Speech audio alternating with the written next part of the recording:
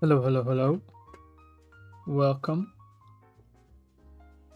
For those watching on demand, welcome. I'm just setting some things up. Just bear with me.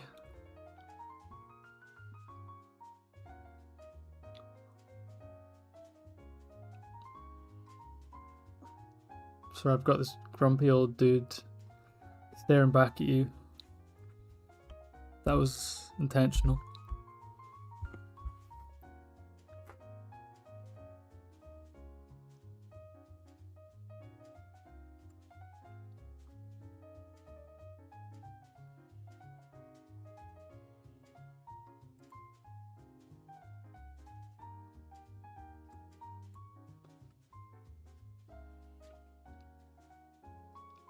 Eduardo, good to see you. You're the first one here. You were the #1 fan. Last stream, you stayed for the whole thing. That was amazing. Great to see you in this one as well. And really nice of you to say that, and to you as well. It's going to be a stream about some brush tips. Just a chilled one. It's not going to be long because it's quite late here. So it's going to be, again, course release now, 4 days away as it gets even closer, coming by so fast. And I'm just going to go over a couple of things, answer some questions. Should be a fun one, but great to have you here. For sure. Got 5 people already. That's amazing. Gosh. That's kind of crazy. Okay, what was I doing? Oh, yeah. Putting the links out.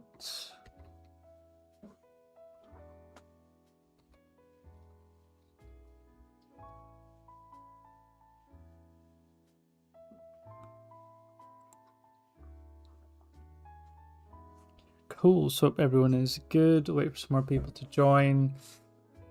Again, if you're watching, welcome. Make sure to say hello, where you're from, all that fun stuff. Like I said, it's quite late, so it's not going to be a long one, but doesn't mean it won't be fun. I'll use my last crumbs of energy to entertain you all.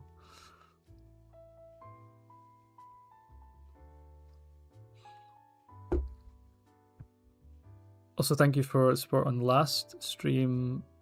That went down really well, and really appreciate it for sure.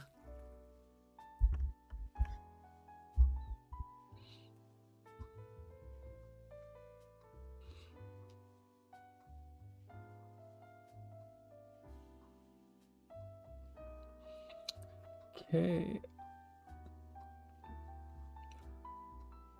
Okay, down to 3 viewers. So again, we'll just wait till it picks up a little bit so people can get joining, and then we will get going.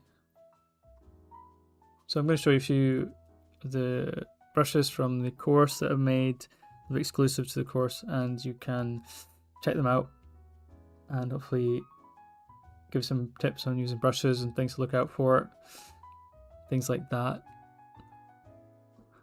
So should be fun.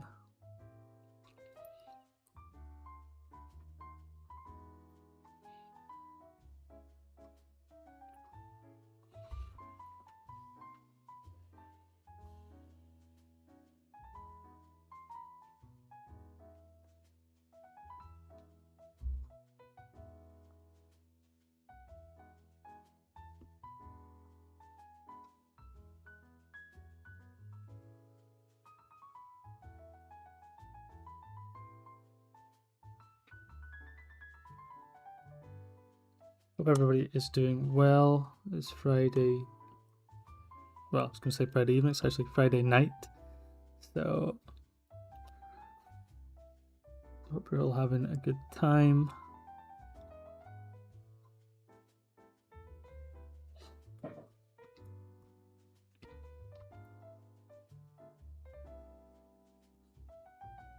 Again, we're just giving it a few minutes for people to join in. I always get comments, oh, I missed the stream, I missed it live. Well, giving you a chance to get in here.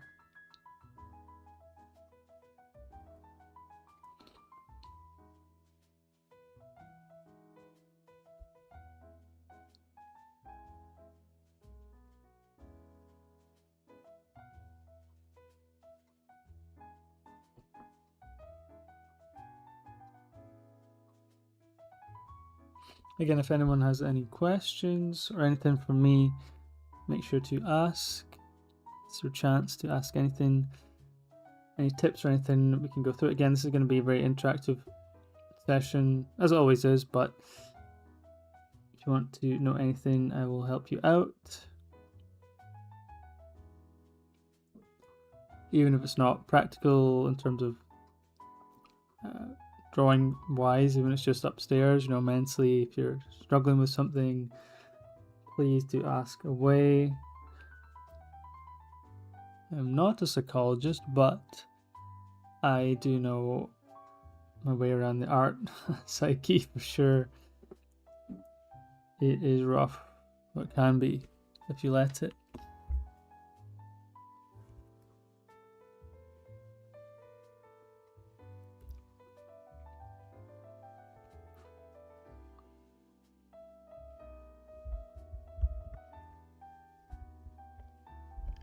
But yeah, okay, since we're waiting for people, I've got 5 people in the moment, let's just go through. So why I started doing these streams is to celebrate the release of my upcoming course. So just go through that just now.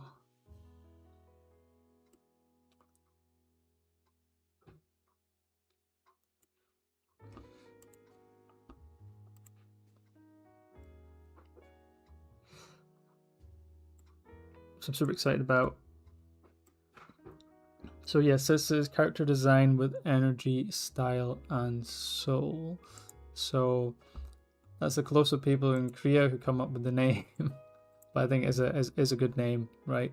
Because I think it's important, you know, to draw with that energy and style that we all want to be able to do. Let me move this up here so I can see the chat.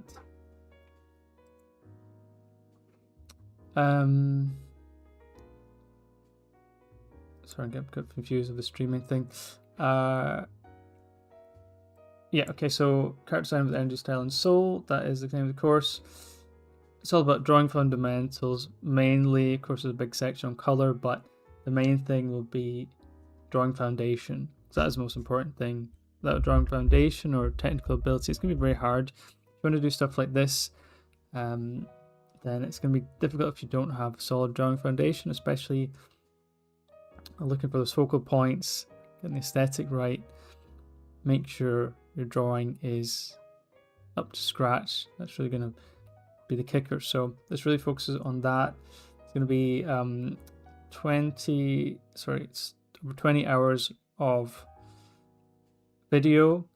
There's going to be 23 exercise sheets to go along with that, and 23 assignments as well. And you get the exclusive brush pack as well, and you get exclusive sketches. So, and I'll show you a couple of those today. So, not going to show you all of them, but I'll show you a couple. Because I'm nice that way. And yeah, so definitely a lot to look forward to in this. You can run through some of these little chapters here. So as I said, custom brushes, got working files, all that good stuff, class slides. Yeah, big section on inking, because I know a lot of you come to me, you want to be good at inking, all that stuff. So big section on that, drawing in terms of shadowing and shapes, a lot of good stuff there. Okay, so is aimed towards beginner intermediate. If you are more advanced, still a lot of good stuff, but I think you might know, but I think it is a quite unique take in a lot of different aspects. But really it's for people who have difficulty expressing themselves in a fluid way through drawing, and want to increase their drawing fundamentals and how to improve that more significantly. And in terms of just technique and things you can learn if you're intermediate, a lot of stuff on improving your faces. I'm using tricks to help you with that as well. So a lot of good stuff there. Okay, let me just check the chat. Oh, Eduardo, you're still going. That's character in screen is my favorite. Which one, Eduardo? Which one do you mean? Let me know. Was it this one here you talk about? Sorry, I'm trying to have the I'll keep the chat up so I can see. That's why I didn't see what character, the short hair with the grey suit. Oh yeah, this one. Yeah, this one was really popular when I uploaded it. A lot of people seem to like it. Yeah, actually use that color palette again for another character. I'll show you actually at the bottom because it's such a nice color palette. It's really messing around with neutral sort of greenish grays and then adding these little touches of red and blue to it, which came out really nice. So I appreciate that. Thank you. Yep, so we're here. So artist exploring character design. Of course, this is the main part. So there's a lot of us want to be able to do. There's a lot of stuff here in silhouette design, like I said, shape design, taking your characters further. So a lot of good stuff there as well. So if you're interested in developing better characters, in terms of how to use reference to create characters as well, then you've got that there too. So it really is, I mean, there's a hell of a lot of content here, and I'm just still working on the final bits and pieces as it comes out in a few days, 4 days. Yeah, as you can see there. So, and yeah, there's a bunch of artwork you can check out. Anyway, a lot of you have probably seen this already, but if you're new here, here's some of the artwork I have done recently in the past year. Can't wait to start doing my own stuff again because I've been so busy working on this that yeah, I haven't been able to do much personal work. But I've got 2 brand new character illustrations coming out for this course, which you'll be able to see on the website in a few days when the course launches. That yeah, I think you'll like those. So that's that. Some more stuff you can read through, and again we have a lot of class exercises, gesture and shape, drawing with energy, which is also one of the key elements to this class. Lots of stuff like this, thumbnail stuff to sort of generate ideas. That's going to be really important as well. Skull, very important too. So looking at skull landmarks, and then obviously facial landmarks. The big section, the face section is super big. So I know, again, a lot of you come to me to learn about faces, how to get better at faces. Well, this is the place to be because there's a huge section on facial landmarks in here as well. So make sure to check that out. And drawing face in perspective as well, which is also something that's important too. Obviously, I released a video on that on my YouTube recently with some sort of quick tips.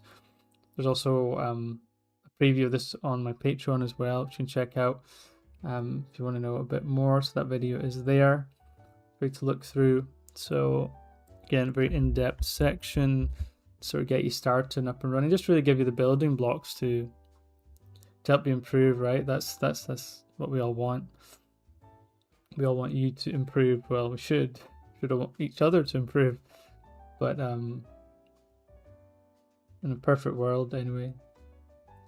Yeah, so male versus female stuff, differences to look for, you know, how to sort of design the features as well. A lot of things on detailing, like you can draw an eye, but can you draw it well and confidently? Stuff like that. More thumbnail stuff, lots of lighting. So I've got traditional lighting, underlighting, top-down lighting, how to sort of look for that and apply it for you to use. So good section on that. Also additional lighting, like additional light sources as well. Okay. Custom brushes, yeah, I spoke about that as well. Color theory, it's not a huge section on color theory, but it is there. Well, blending, there's a good section on that. Color palettes as well. So quite a few things to look out for.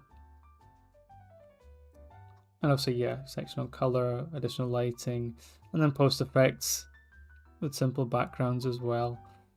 Okay, and then if you come back here on Tuesday, then this should be updated with the new characters that I've done. Sort of similar to these, but one's medieval, one's sci-fi, so that'll be updated as well. So yeah, lots of good stuff coming up with this. So hopefully you'll all enjoy it. Okay, any questions or anything? We've got quite low viewer count at the moment, so hopefully that picks up. I know it's quite late and it's Friday, so it's probably going to be the case. But it's not going to be a long stream anyway. But yeah, that is the course. So definitely check that out. If you're watching this back, then you can do that.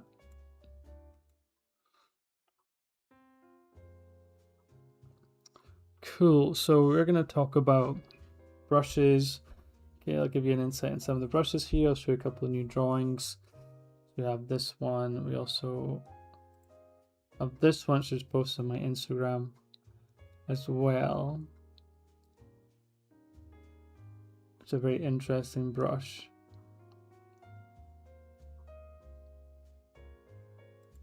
Gosh, it's really quiet today. Where is everybody?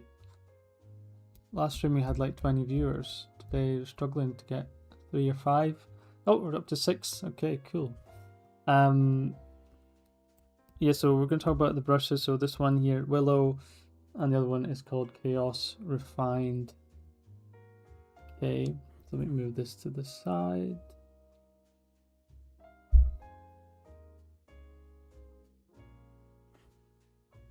Cool, so I've just joined. Make sure to get involved in the chat.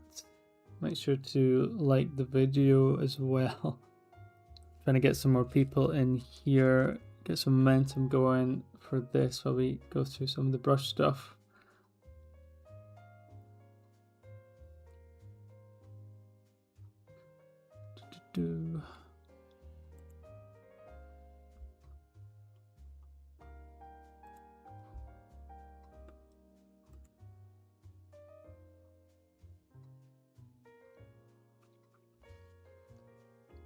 Cool, so let's look at this, because again, I posted this one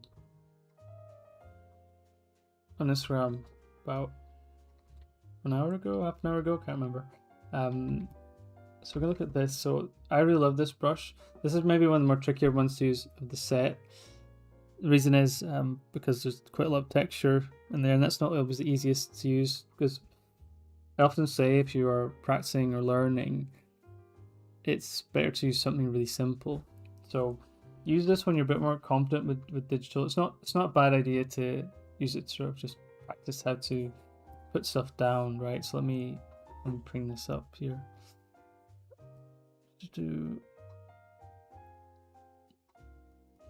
Yeah, the other thing is we just need to turn off transfer, sorry. Let me put this on black. Okay, so this kind of brush, it's not a bad thing to just play around with. It's almost like a colored pencil.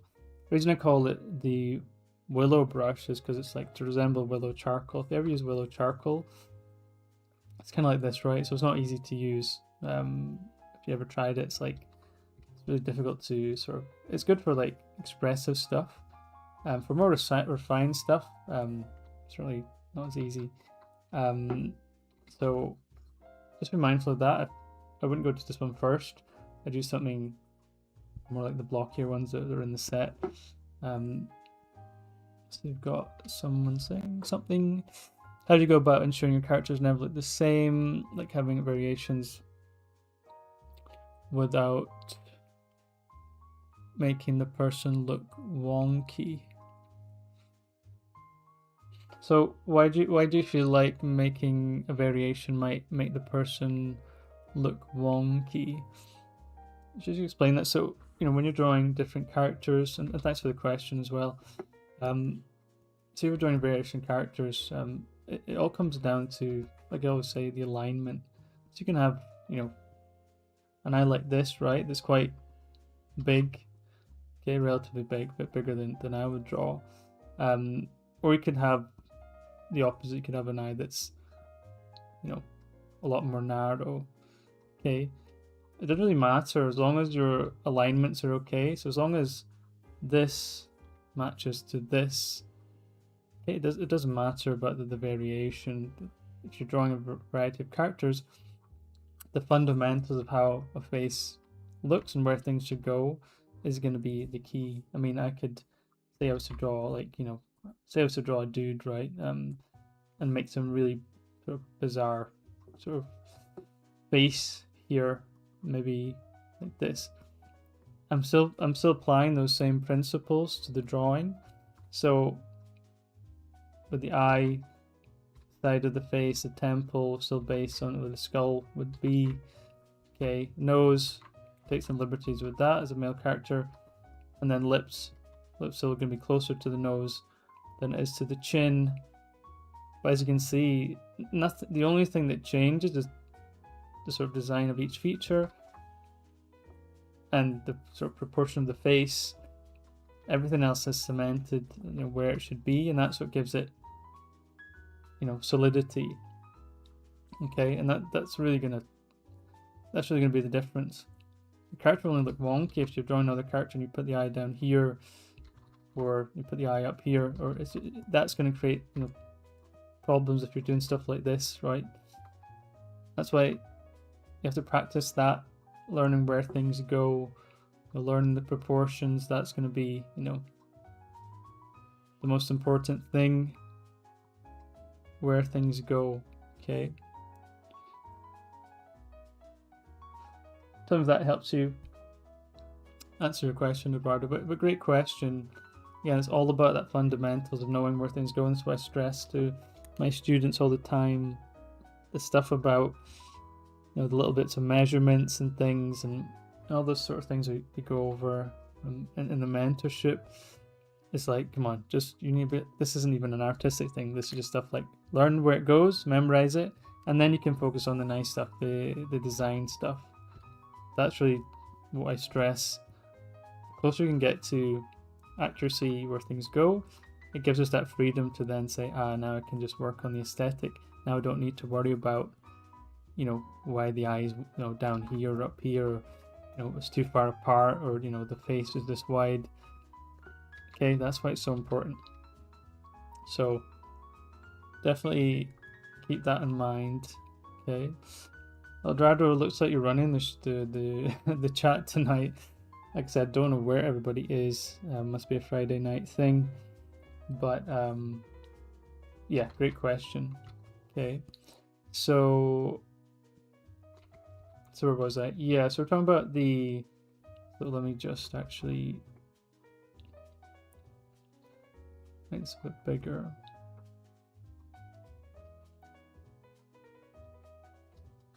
Yeah, so I was talking about this brush here. We see the Willow brush, again, part of the exclusive brush pack in the course. So I really love this one. Again, if you're feeling brave, you can try this and really play around with it. Maybe if you're a bit unsure about how to use it, don't start off trying to do something really technical. Try just doing something simple, even if it's just like, say, an eye. You can just practice that. As you can see, it's got beautiful texture. And a lot of times, this actually brings up an important point. I was actually speaking to someone today about is a lot of times, people are struggling with digital because things can look really stiff. It's easy to get that sort of overly digital look, which can be, a problem. The idea is to get away from that. And a good way to that is through brushes. But as I say, the more sort of textural the brush, the more challenging it can be to make it work. So yeah, just remember that when you are playing around with digital, sometimes things can feel a little bit plastic as we're using technology. So a brush like this is really good for practicing that. So as you see, really beautiful texture, and if you can control it, I would say, in the exercise sheet that comes with the brush pack, if you can learn to tame this brush, then yeah, it can do a lot of good things. In terms of variety, so horizontal stroke is going to give you that, and then vertical stroke will give you a much thinner line. Now some of the other brushes, this is more extreme, where this one is not. So if you are doing like the side of the face, it is quite simple to get nice thin lines, and then when you go more horizontally, it's going to give you these nice thick ones. So a little bit of variety there, which is always good. And I think this brush is definitely one of my favorites, but at least for me, because I've worked on the sort of fundamentals and things, it's a little bit easier to pick something like this up. So I do recommend, just at least having fun with it. Like I said, you want to just try something really simple, and just to practice that. That's fine too. There's absolutely no harm in doing that. These are just my tips on how to use this particular brush. And yeah, you'll find it's really enjoyable if you can sort of master that. Like I said, it's got beautiful texture. As I said, it's called the Willow brush. It's meant to resemble willow charcoal, and if you have used willow charcoal before, make sure you say that in the chat. I'd love to see and hear your experience of using it. I always found it extremely difficult. Like I said, I only really use it for life drawing, but yeah, I found it really horrible to use. Now we have someone else showing up. Andy, hello, good to see you. Hope you're doing well. One of my favorites. A good friend Andy's here. So yeah, any questions with this brush in particular? We can do some more stuff with this, and I'll show you some other ones. I was going to show you a couple, maybe I'll show you more. Actually, as I said, it'd be nice again. These are exclusive to the course that I made. Sorry, brushes I made exclusive to the course. It's out in 4 days. Can you believe it? I cannot believe it. It's almost here. And I hope you are excited that if you have pre-ordered it. You can still get the pre-order discount, but I think I was just checking and I think it runs out possibly tomorrow. I thought it was going to be the launch day, which is Tuesday, but actually it might be tomorrow, so it might be the last chance to get the discount. So if you are thinking about getting it and you're waiting, then I've done that before with stuff that I wanted and I missed out. So just do keep that in mind. I do believe the discount may end tomorrow. It does tell you on the website. So we're up to 8 viewers there, so that's awesome. Great to see here as we're just covering some of the brushes in this brush pack. And this one is the Willow brush. So this brush here, super fun to use, although not the easiest one in the world.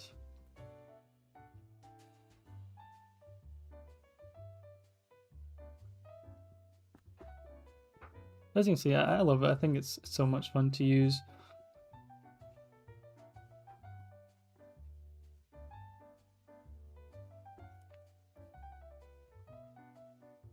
Just gives us a really beautiful kind of, whoops, just my hand just hit the microphone there. Screen is it's getting too big.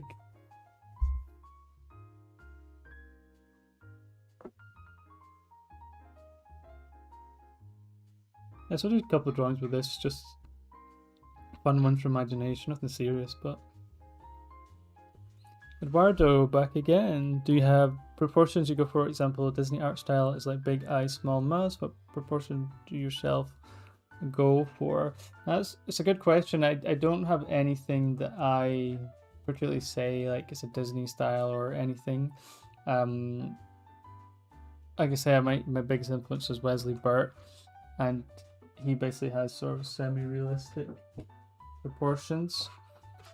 And I think I've always just mainly stuck with that. So, by semi-realistic, I mean, we can come down here, or we can actually look at this one here. Eyebrow to nose to chin is kind of, sort of semi-realistic. Now, you can make that a bit smaller by, especially for females, doing eyes to nose to chin. So I'll try and show you here. So if we take the eye, for example, instead of doing eyebrow to nose to chin, you can do eye to nose to chin. Okay, so let's do that. So that's going to make the face a little bit smaller. Okay, this is to get really small sort of face. You can do that. But so sometimes I'll mix up, but usually I'll keep it to that sort of semi-realistic proportion. The one I did here was maybe eyes a bit bigger than normally what I would do, but there's no harm in mixing up a little bit. Yeah, even this one here, you can see 1, 2, 3. So I usually stick with that, and that's the way that I teach my students as well, that stick with that way. But you can always change it if you want to make it the space is smaller. just change eyebrow to eye instead. That'll give you the proportions that are closer to. Well, to be fair, we can actually we can take a Disney one. Actually, let's take a Disney. Let's take something like Frozen, and let's have a look at the proportions. Because that's actually a good point. I'm not a big fan of some of the newer Disney stuff. Some of the Frozen stuff is actually not. Well, it's okay. Those are proportions. Let's see if I can find a face of. Oh, sorry, picture of Elsa. And we'll take that and we'll have a look at it because it's a really good question. Yeah, you can do a little deep dive on this. Why not? Since you're asking. Okay, so let me just zoom out a bit.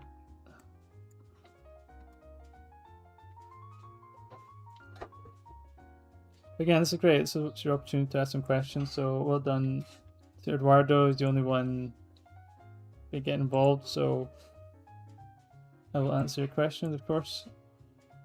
So, yep, so let's have a look at the proportions again. I don't use this particularly, but I'm interested to see what the proportions are. Okay, so... Well, that's just looks like, I feel like she's staring into my soul. Okay, so you're talking about the proportions with Disney, so let me just change to a thinner brush. Okay, so let's have a look. So it might actually be easier. This might be a good way of breaking this down. So let's have just... Actually, you know what? I'll do this with red. That would make more sense.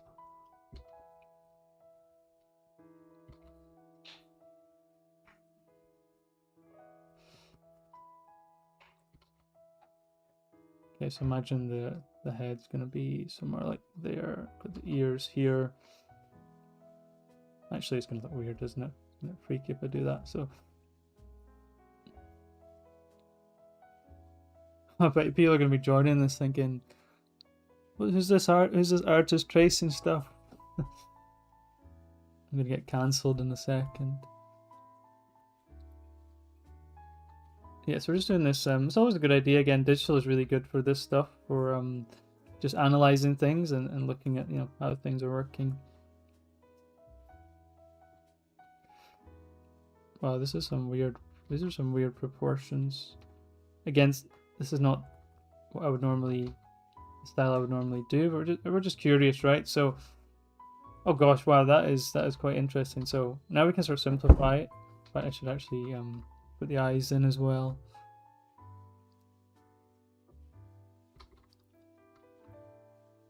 Okay, cool. So that's given us. To be fair, that's actually quite cute. Actually, you know what? It's actually when I look at that in the 3D style, it was kind of like, But now we simplified it. It's actually quite cute. So we can actually break this down. So let's have a look. So normally, as we say, in a face. The face that I would normally do. Let me just take that red back here, and let's actually do a comparison. So if we take, where's my nice red? Yeah, so if I was to do a face normally, you can actually have a look at this. I'll come down here, come down there. Okay, that's where the nose is going to be. Come down there, do our measurements down to the jaw. And then the ear, okay, and then the lips will be a bit bigger than what the Disney sort of proportions are. Let's just put some random here just to. Okay, so you can see here we've got eyebrow to nose to chin, just about. Don't know why it keeps doing that. So that's sort of semi-realistic. Write that down, okay? I'm sure we're taking notes. So that's a semi-realistic, or I mean, it is actually.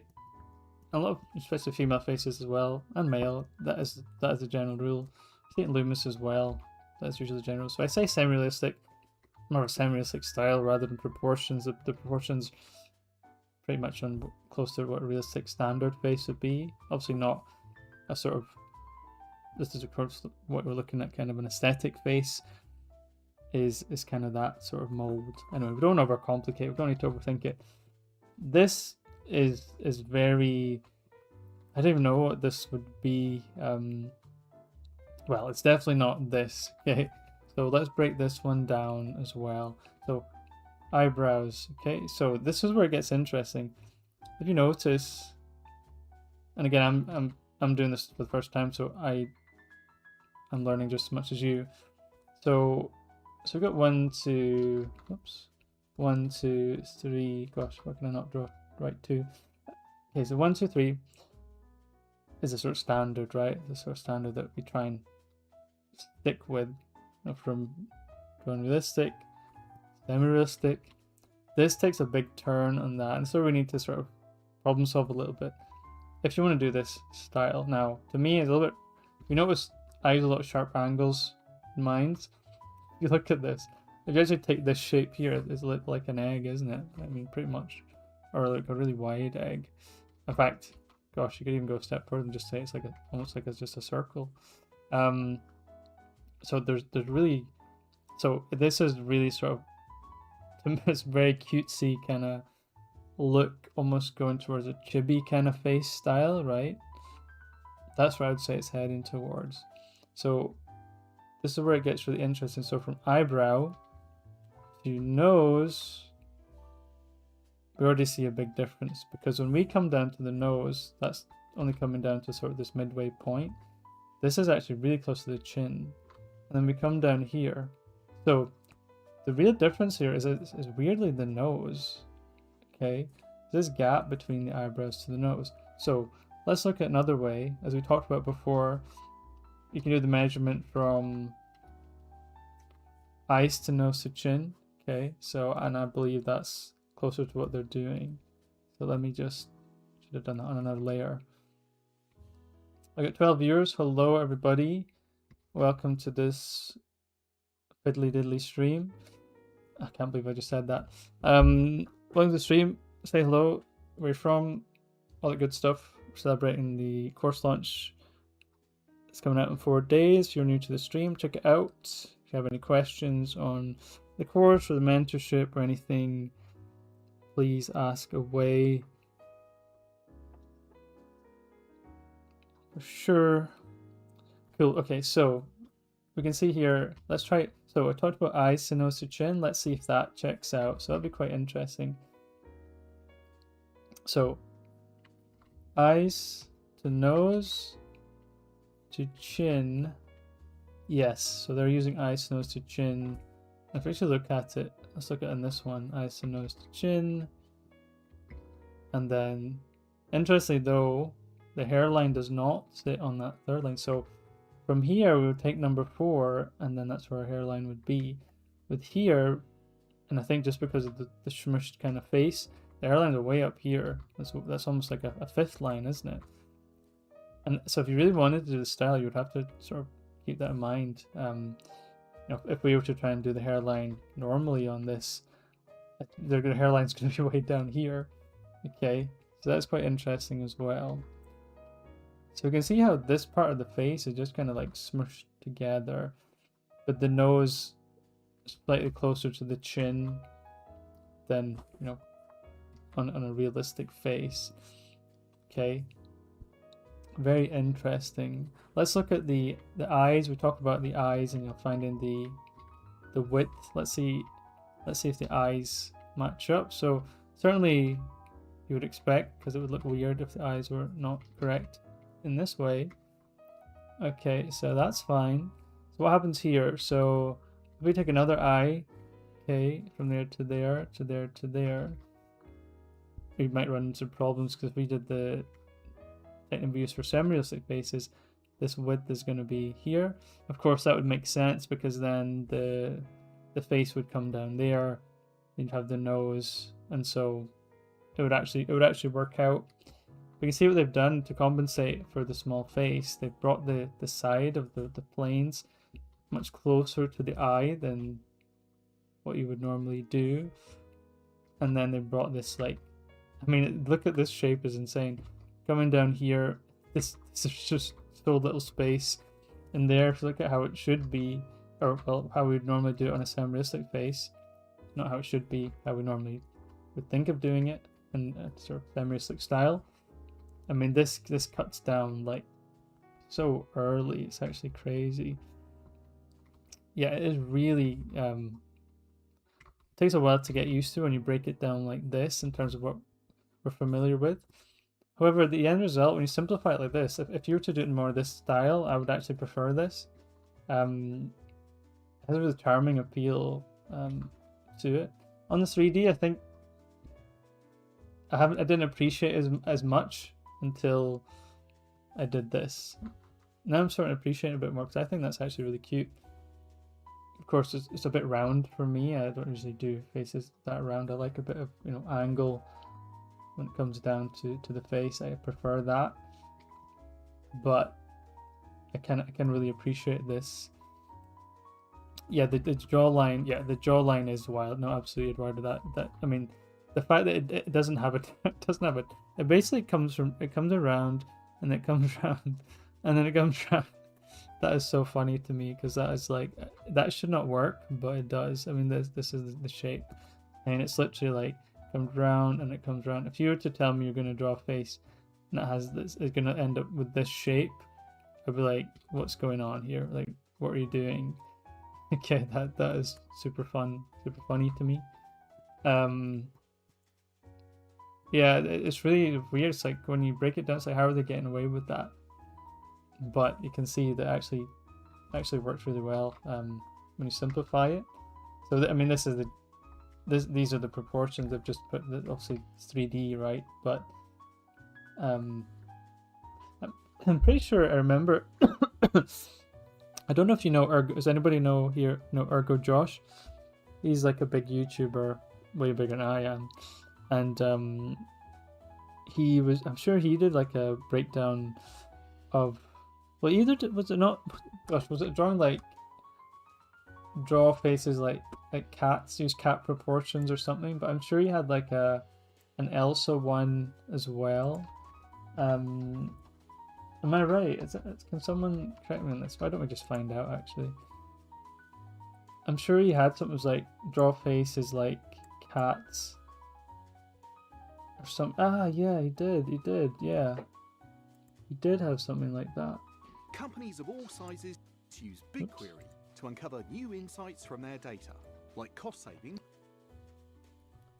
No way, there's my stream. What's it doing there? YouTube channel. Today I'm going to give no way, is that the thumbnail or is not so funny? To draw faces correctly. Let me turn the volume down for this. Let's have a look what he does here. I'm quite curious. I knew I'd seen something. Whoa, that is crazy. What the? Yeah, he does use cats. No way, he actually uses cats. I swear I'd seen this before, like years ago. When did this come out? 7 years ago. What the crazy?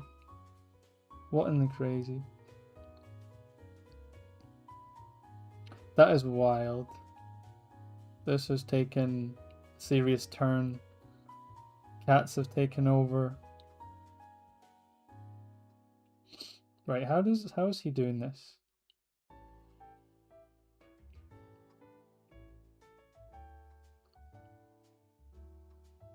That is insane that he even thought about this. I mean, cats do have, I mean, they have a nice side profile game for sure. That's so funny. What the? Right, how's he? Yeah, okay. Wait, what happened there? Wait, is he just gonna leave it? I've seen some wild things, but now that I'm rewatching this, I'm like, what is happening? Well, we have 14 viewers, but nobody's talking. Come on, guys, get in the chat. Tell me what you think about this insanity.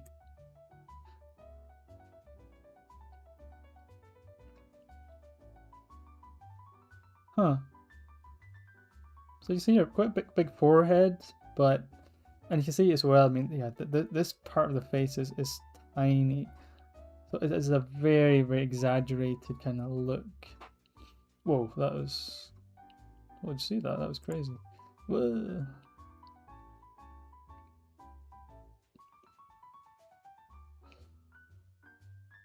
What the?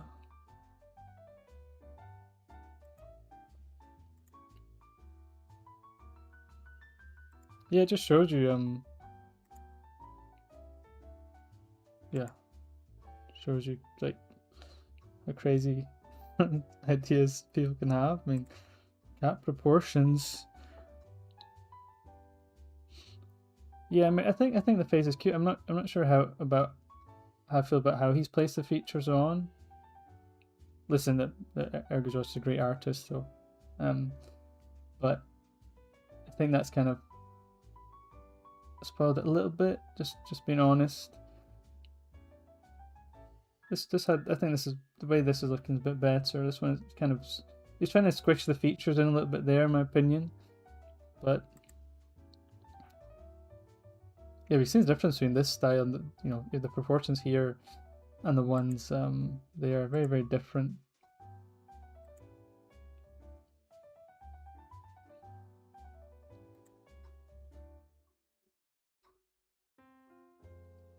What's happening here? Okay, then this is a more, oh whoa, this is going a bit crazy. I don't know, I don't believe he's using the same proportions on this one. Of course, I can't see the drawing. Move your hand, move your hand.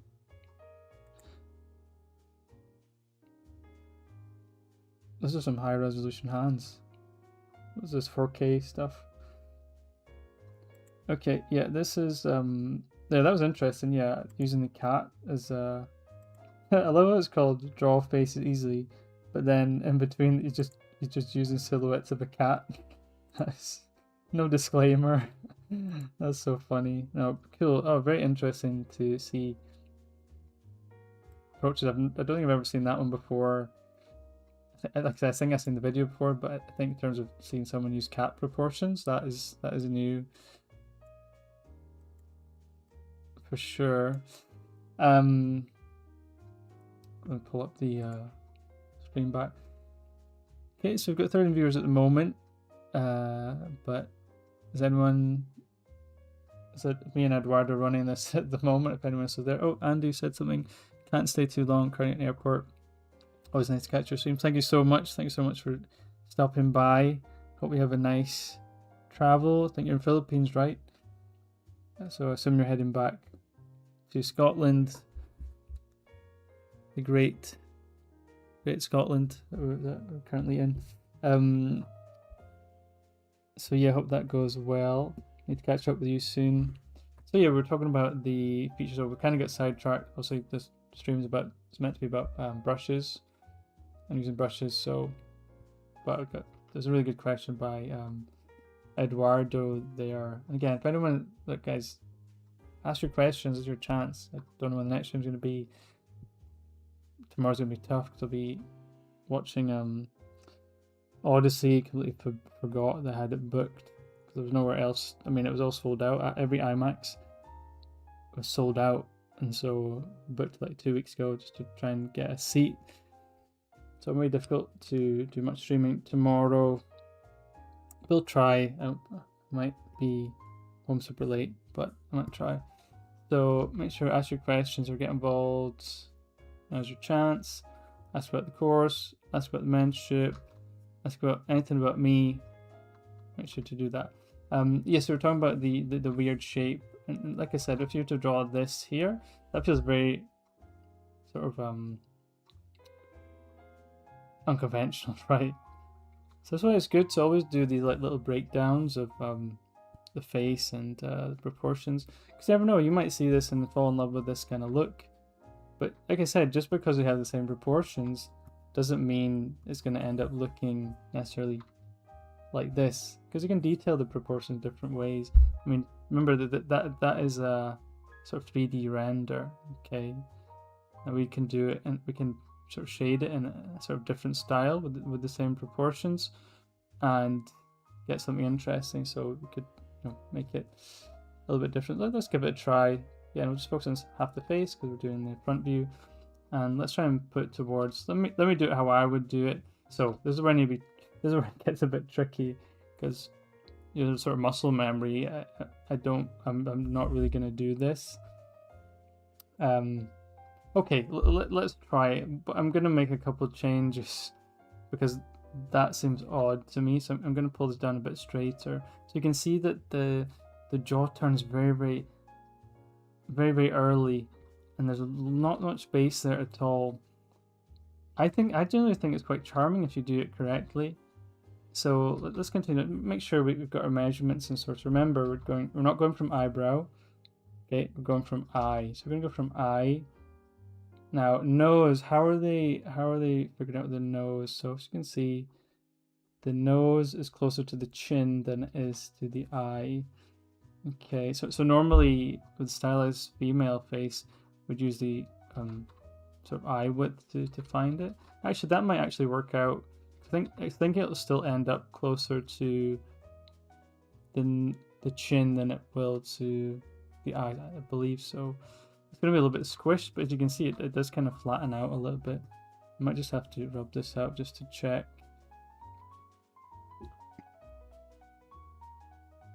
Hey Michael, how are you doing? Been a long time. Good to see you. Hope you're doing good. Yeah, everything is good with me. Hope things are good with you too. How's things been since we last spoke? How did you end up here anyway? I haven't seen you in any of these streams, so good to see you here.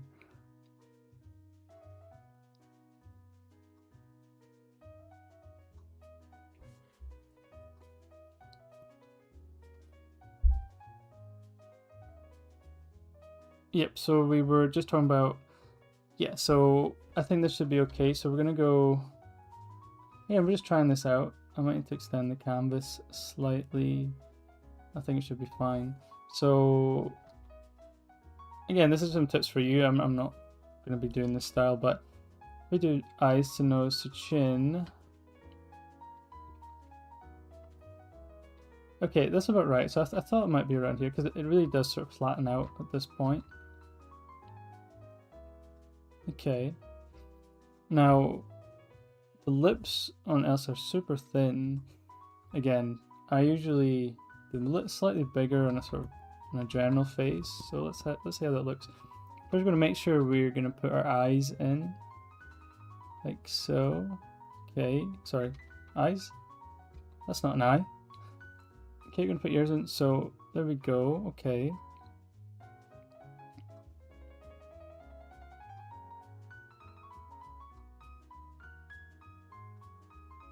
Michael popped on my YouTube. I'll go drawing myself, been good, so practicing every day. That's amazing. Good to see you still drawing. I'm seeing your stuff. I feel like I'm making it like I haven't spoken to you in years. You're in the Discord, right? So I've been seeing your stuff. You look absolutely fantastic, and hopefully I can catch you in the mentorship again. Really enjoyed our sessions there, and you made so much amazing progress. You can see your work in the Discord as well, which is fantastic. So yeah, just keep it up. You're doing phenomenally well, and yeah, so super proud of yourself for the work you put in, and you're so seeing the results.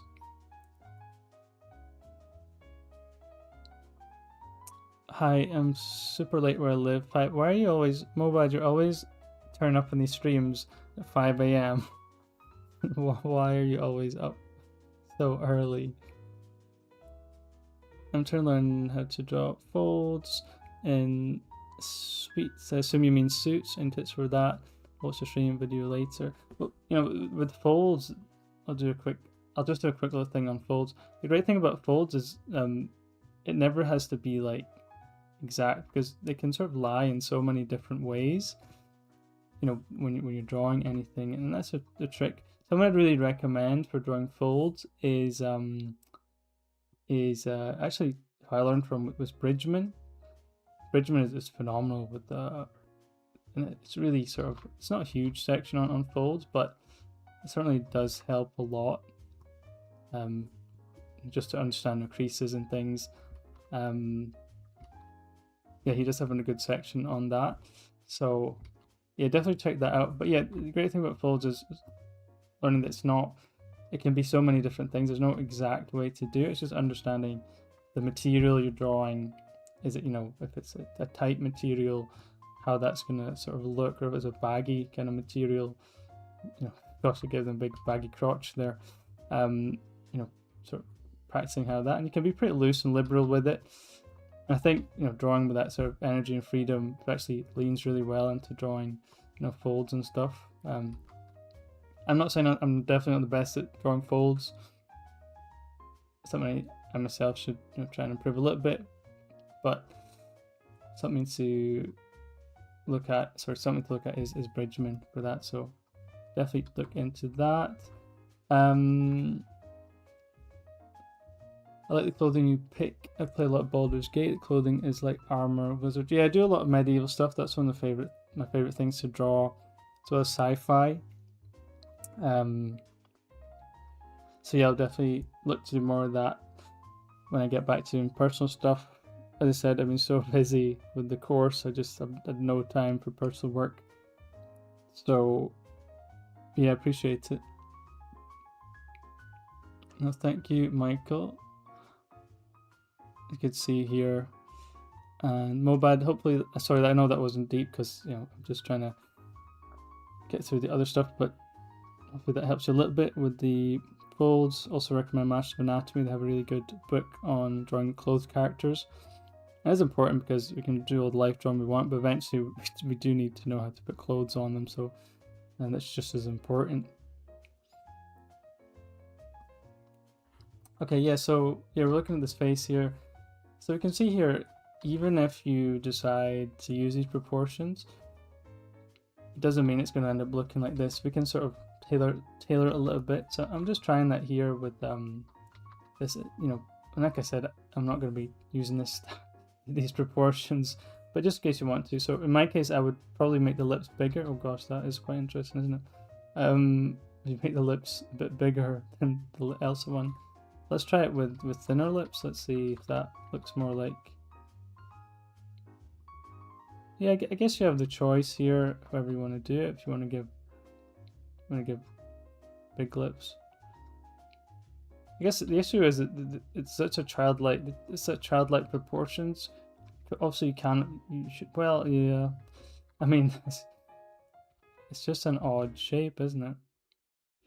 Yeah, we'll leave it at that. Okay, let's have a look at the neck, because as we talked about before with sort of semi-realism, a lot of it is still quite grounded. So when we have, you know, the neck area, female, we'll pull it down to about there. Okay, so that's kind of because it feels like weighty, doesn't it? I generally don't do that. But you see Ross Draws does this a lot with his faces. Where's my music gone? I cannot stand silence. There we go. Yeah, see Ross Draws does this. Ross Draws does this a lot, where he'll put the neck like super tiny like this, and he'll do his character. I don't like to do that because I like it feeling weighty. I like, you know, the head to feel supported by the neck. So I like doing it a bit more realistic. Now, looking at this face, I have no idea where I'm going to put the neck, because it's going to cause a bit of issue. Eduardo is still going strong tonight. I like the clothing you pick. I play a lot of Baldur's Gate. The clothing is like armor. Oh, sorry, I read that already. Oops. I just noticed Disney has a wide nose. I always struggle with drawing a nose from like front view. Yeah, I mean, I don't necessarily think they're wide. I mean, naturally, and that sort of realistic face. I mean, we take the eyes here. The nose will generally be right up to the corner. Okay, if you look at the Disney, and I mean that's a realistic face. If you look at the Disney face, it's just slightly off, isn't it? But the nose is actually still smaller than a realistic face, than a realistic nose. Sorry. Just be careful with noses. Sometimes I think less is more. So, you know, when you're drawing your nose, especially female noses, I tend to do them quite light, especially on the nose wings. I generally tend to have them, because you don't want to, like, you know, do your nostrils right in there. Generally a bit darker value. You don't want to do this because that's going to look weird. I try and be a bit gentle with it when I'm pulling it along the and then show a little bit of the plane of the nose, just the indication.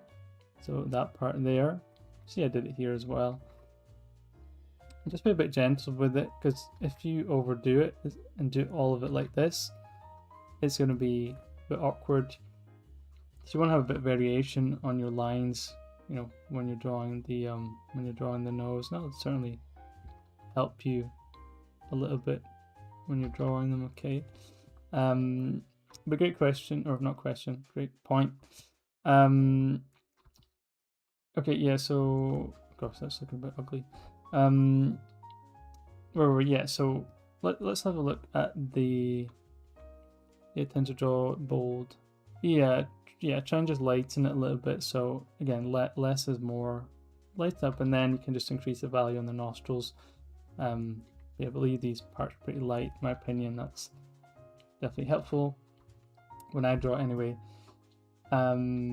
Yeah, so let's look at where the neck is. So if you looked at that sort of standard face, so take the neck. Okay, this one's looking a bit thin. Take it from about the corner of the eye. Okay, that's usually where we'd have the neck on the female. We saw it in here as well. Okay, now here, if we were to do that, let's see. See, that then looks a bit weird, doesn't it? Well, yeah. Okay, let me have a look here.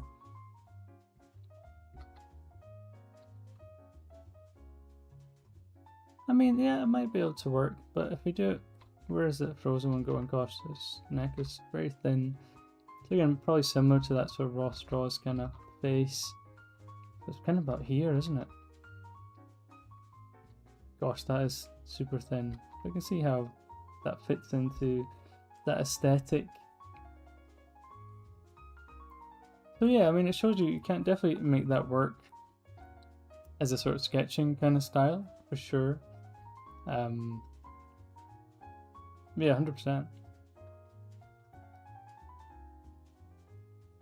Yeah, that was a great little deep dive actually into a little breakdown.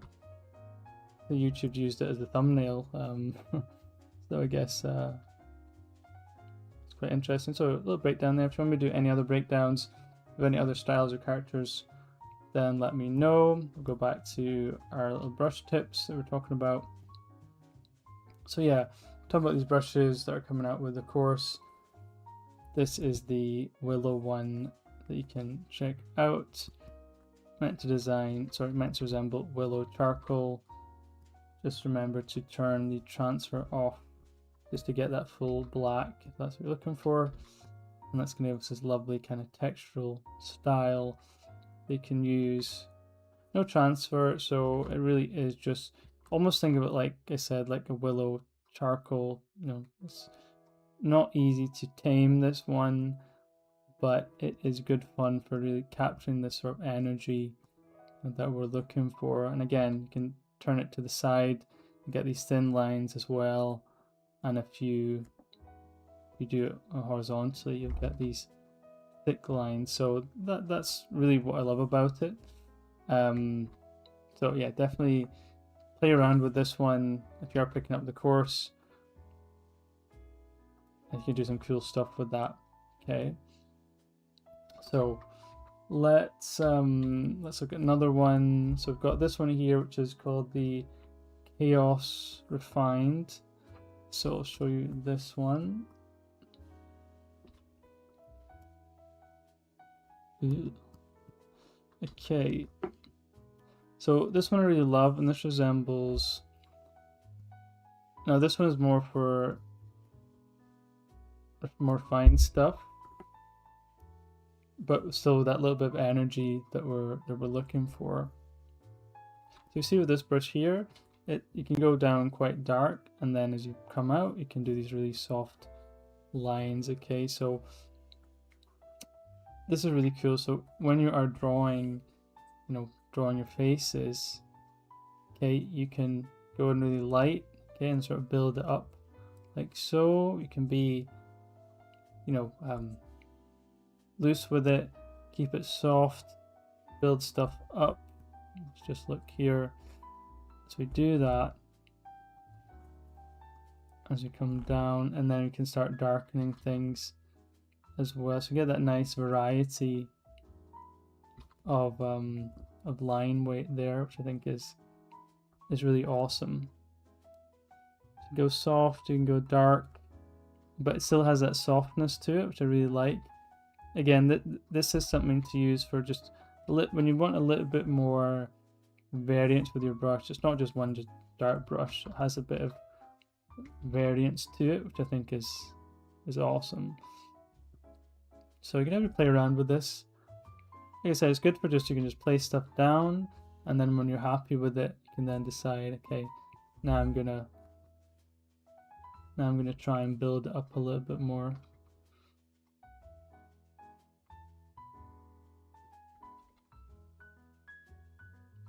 Okay, I'm just bumbling some stuff out here from imagination, but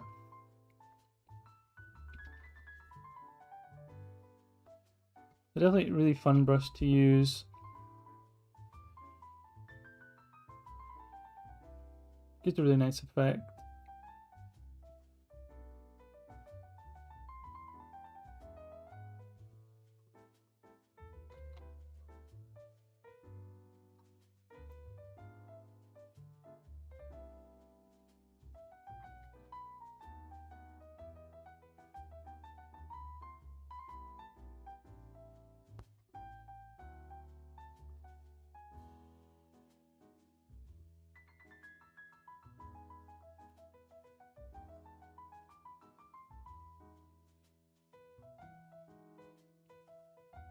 Okay, and so I have another one that's just called Chaos. I was only going to show you 2 brushes, but I guess I can show you another one.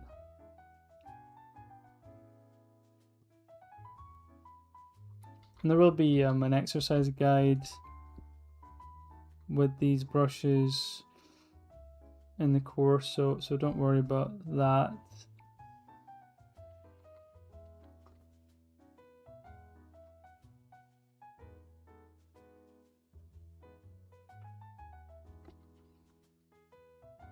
But you can see there's some cool stuff that you can do.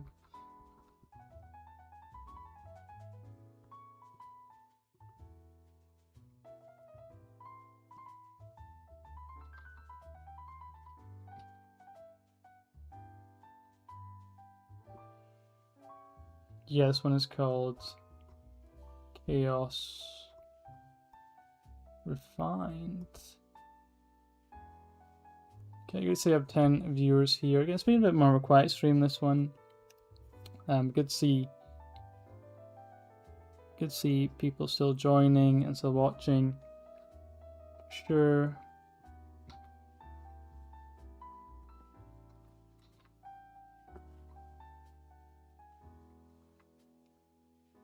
Again, just showcasing some of the brushes that are coming out with the course. That's out in 4 days.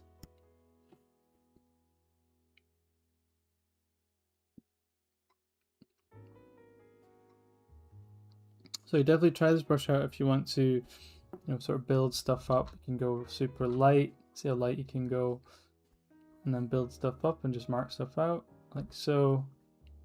Oops. And then when you're happy with that, you can then go over it with a sort of darker brush.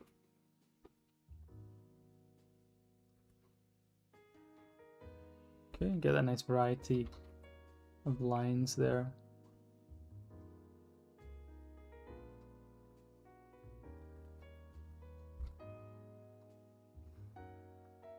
Pretty cool. Yeah, it just has a nice, it feels like velvety, kind of silky kind of brush. I really like it. Again, it reminds me of a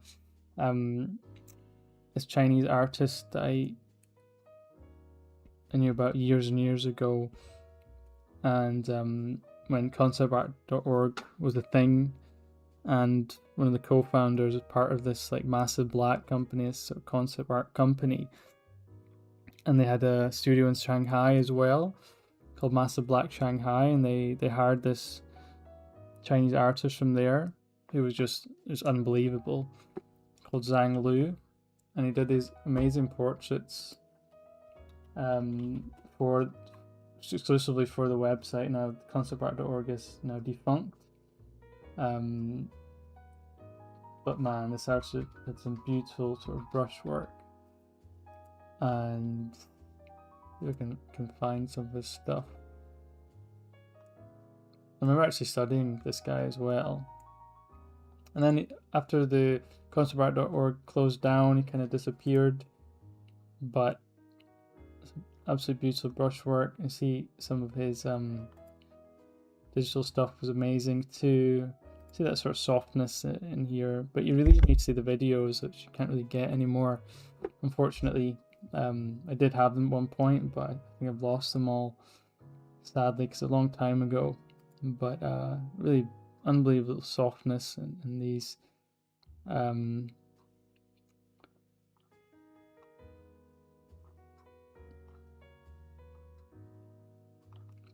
don't know who this some weird stuff. Here's another one he did. Remember this one, but yeah, there's another one. See that this has a beautiful softness.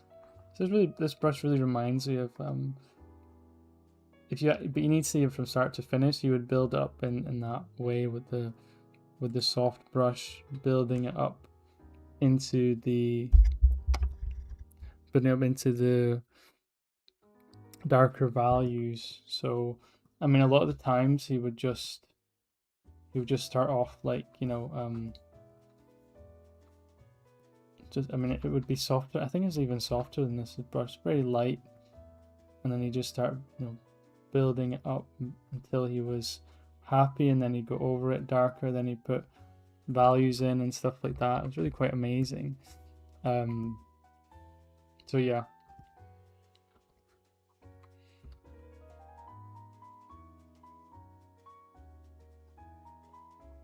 Very cool. So that was Chaos Refined. Okay, so something you can play around with as well. Let's show you one more. Yeah, so look at this one. See, this is quite an interesting style. So this one is a variation of the willow brush. So let me make this into. Oops. So this one is a little bit more unforgiving than the willow. Has a bit of texture. You've got a bit of scope there. This one is more for just expression, getting strokes, nice strokes down. I really love this one, just for getting, you know, I'm going to change the black, for getting some nice strokes down. So this is quite a nice brush for intuitive drawing. So you can do a stroke like this, get a nice taper, get quite a variety here. I mean, this is really an energetic brush, right? You can see you can do some really cool stuff. Thin to thick, and then you can get thick lines like that, and thin. So you can see here I've shown, again, this is part of the exercise sheet. So you see if you do vertical strokes, you're going to get vertical lines, but then if you do horizontal strokes, you're going to get this, and then if you do strokes like this, you're going to get that nice taper from the back. And so it really is almost like now I have another brush that is like a calligraphy brush. This is like a textured calligraphy brush, if you like, and that's why I love it. I think this is, even when you write your name, it's very, very cool. Okay, and this is what I love about this brush. Again, the aim of the course is really to enhance your ability to just put stuff down on the page, just try stuff, just, you know, go for it. You know, there's no harm in just trying stuff and just seeing what happens. And this is a great brush for just doing that. You just put down shapes and really sort of, you know, play around. Like I said, you've got a nice mix here, so you can do those thick horizontal lines, and then you can do thinner lines as well. So you've got really good variety there to really play around. I love it. I think it's so much fun.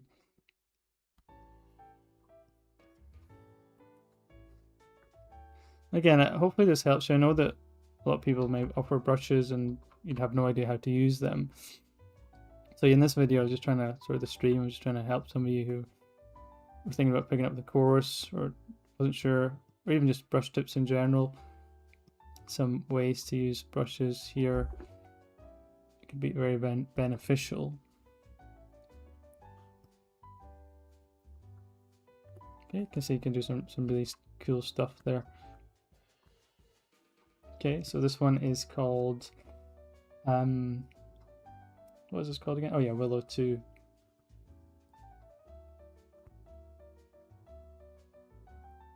Brush. So hopefully that's something that you want to try. I think it's super fun, and hopefully this gives you some ideas on how to use it. A lot of variety, expression with this brush for sure.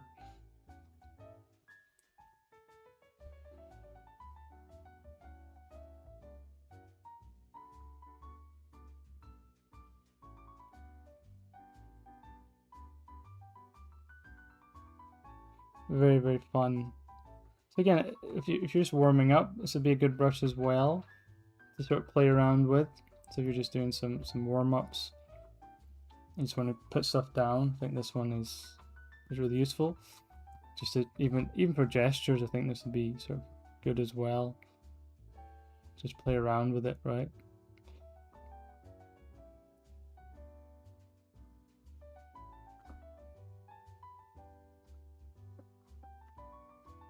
Just get some shapes down, just let yourself sort of get loose.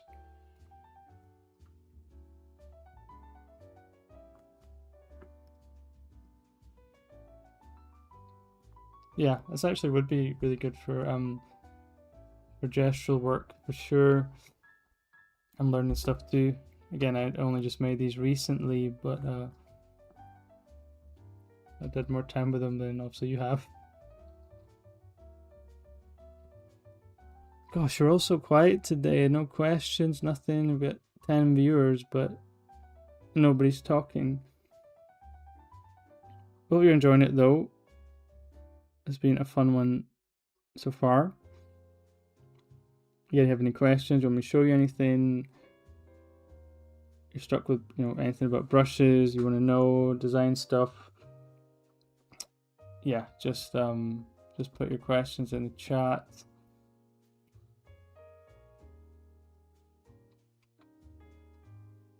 But yeah, so those are 3 brushes for the course. There is 1, 2, 3, 4, 5, 6, 7 in total.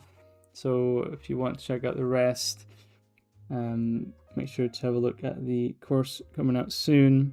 That is 4 days, so very, very exciting for sure.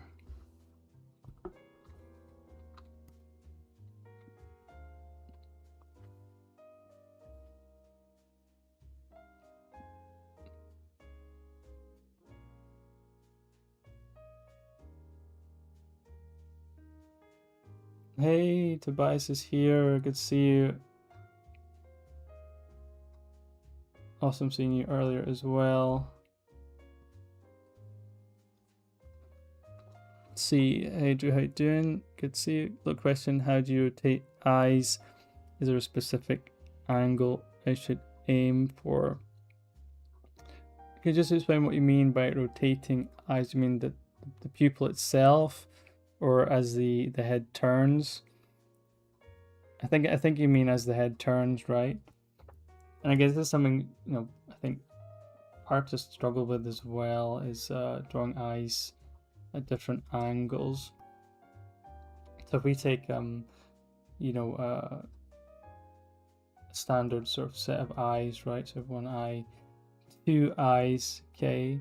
Now the problem is you can have an eye from the front view, but you then do the 3/4 view on a rotation and say you don't see much of this eye, so that's fine. But when it comes to this, you just do a normal sort of eye that's coming from the front. That's the wrong way to do it. We need to know how to draw in that sort of 3D kind of form. It's probably not the easiest brush to showcase that with. because when the eye is at an angle, there's going to be a bit of overlap there. And where the pupil is, where the tear duct is, there's going to be overlap. The eyebrow is also going to look different as well as it comes down on the face. It's going to hook around more at the top and then come around like that. Okay, so we need to be able to adjust that. Again, the pupil itself is going to be in slight perspective, so it's no longer going to be a full circle. It's going to change as it turns, and obviously back to side view. It's pretty much like this, and it comes more and more and more until it's a full circle. Okay, so it's very important to practice this, because otherwise you're going to end up with, you know, 3/4 view where you're doing this standard eye, or 3/4 view. You have to understand how it looks. Again, Charles Barg is really good for this, and it really breaks down how you can sort of overlap the eyes and eyelids and how that's going to look. So that's really good to practice. And you can see here now we have that believability, even this little quick sketch that I'm doing, that, you know, we have an eye that is rotated round. So definitely something important to think about, and definitely check out Barg, because he's got a great section on eyes at different angles in a realistic way that is really good for practicing that. Okay, so let me know if that helped you. Let me know if you're still unsure. Like I said, so you go front view, 3/4, then round to side view. And side view, I mean, it's just, yeah, it's just a tiny little triangle, isn't it? So, yeah.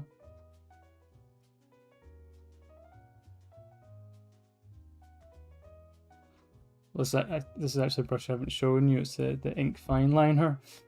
I was meant to show you this one. Oh well, this one is for technical drawing, as you can see. Very fine lines in it. If you want to do more technical drawings, then use this one. If you want to do more blocky stuff, then use the thicker brush. So yeah.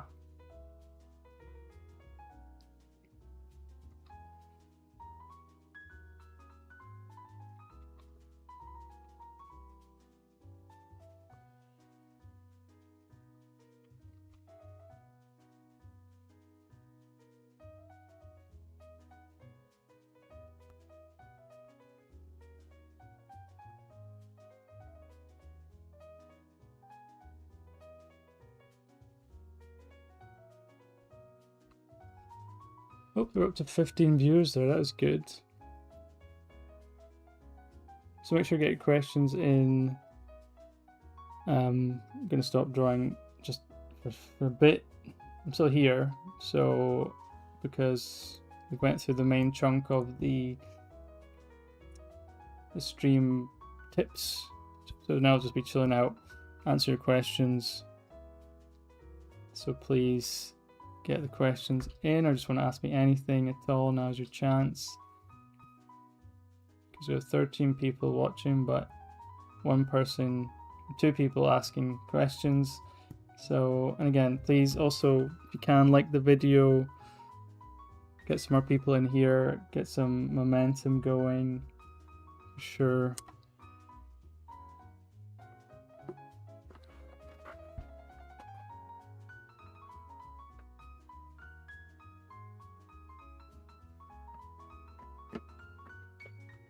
Gotcha, that does help though. You mentioned earlier how to draw the shape from front view and had an angle for your eyes in terms of shape.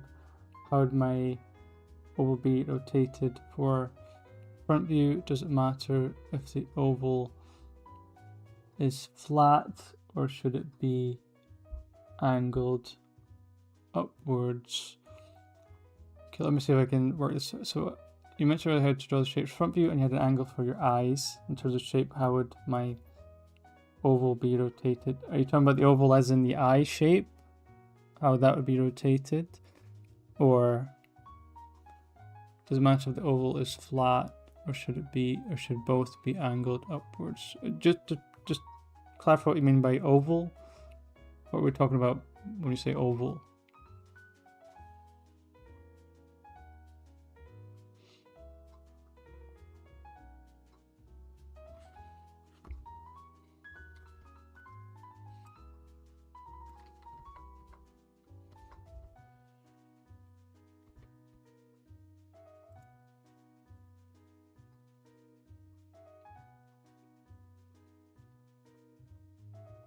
Okay, yeah, the oval meaning the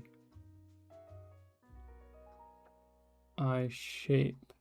Yeah, so let's look at this. I'm not entirely sure what you mean by the question. It can be difficult sometimes trying to text talk. But so we're talking about we're talking about the eye, right? So talking the eye shape. And I told you I draw it like a little fish going upstream. Okay. And I suggested make it a bit more interesting. You can angle it slightly. But always it has that effect of it's sort of the fish is looking like it's going upstream. Okay, and that's going to give us a nice sort of stylized eye, but still keeping it in sort of proportions. Oops. Another in your front views, your angles are up. That front views, your eyes are angled upwards at the outer end. Yep.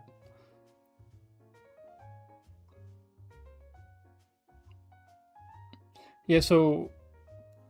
This was the point I was making. It sort of looks like it's going upstream, and that's just going to give you that bit of stylization, you know, when you're drawing your faces. Okay, but even though it looks like the eye is like this, we are turning it back here and sort of flattening out a little bit. You know, it's just to give us that sort of sense of stylizing the eye. So yeah, you could just do, you know, if you talk about the little fish, right? Here's the little fish, and it's just facing this way. You could do that, of course. But you do want to just slightly adjust it. It's not quite as interesting, right? So, and it needs a bit of work to fix it, because I'm going to pull this up. But if we do slight angle like so, and then pull it up, we just get a much more pleasant shape with that. Obviously, you can adjust that, you know, maybe make it a chubby fish going upstream. And then we're going to pull this bit back in, and then that's going to give us a little bit more. Then we have our nice eye shape. But yes, you can just do that, of course. That was just a tip I was giving you just to make it a little bit more interesting. But yeah, you can make it flatter like this if you want to. Yeah, absolutely. You can still do that. And also usually what happens is you'll find the eye sort of tilts in that direction when the head is facing down the way. So I should have said that. It's also a more interesting way of drawing the face than the front view, and you'll see that does have that tilt even more so when the face is tilted down. So if it is facing ahead of us, it would be closer to this. If you want that nice sort of stylization, you can tilt the eye slightly downwards and keep it in that sort of frame of mind. Okay, cool. So that definitely helped you. That's great. So been drawing heads for 8 hours today. Gosh, that's crazy. Any tips on upward perspective? Yes, upward is a tricky one. Look at that just now. So with upwards, it's really important to think about knowing your eye shapes, right? So, and by the way, that's amazing. 8 hours, that's crazy. Hope those were good hours and not frustrating ones. That's amazing. So just remember when we're drawing the eye from up away, that this bottom part of the eye is going to flatten out. Okay, it's really important. And vice versa, if we're looking down, then the top part, excuse me, the top part is going to be flatter. Okay, so just keep that in mind when you're drawing the view that we're talking about. Okay, another thing to note is the eyebrows are going to flatten out as well at the top, so you'll be a little bit higher because they're sort of going away from us where the camera is, so the eyebrows are going to come much flatter across the top. Okay, sorry, I'm talking too much. I think I need a drink of water. Yep, so another thing to think about is obviously the ears are going to be much lower. On front view, you can see eyebrow to nose. Okay, so as these converging lines come down, ears are going to be lower. Okay. Next thing to think about is the neck. So it's going to be maybe squeezed a little bit, so it can maybe make it a little bit thicker as it sort of converges down. Next part is going to be the nose. So one thing to think about with the nose, as the head tilts up, the nose gets much closer to the eyes. So as we're drawing the nose, it's going to be much closer to here. Okay. Okay, next part is the lips. So if we take the lips down, the lips are going to come a much more converging angle and be closer than we expect to the nose as well. Okay. And we can flatten out the lips similar to the way we did with the eyes there as well. Okay. And then we're going to see a little bit of the jaw coming in, and then we can pull that across like so, because we're going to see some of the underside of the jaw.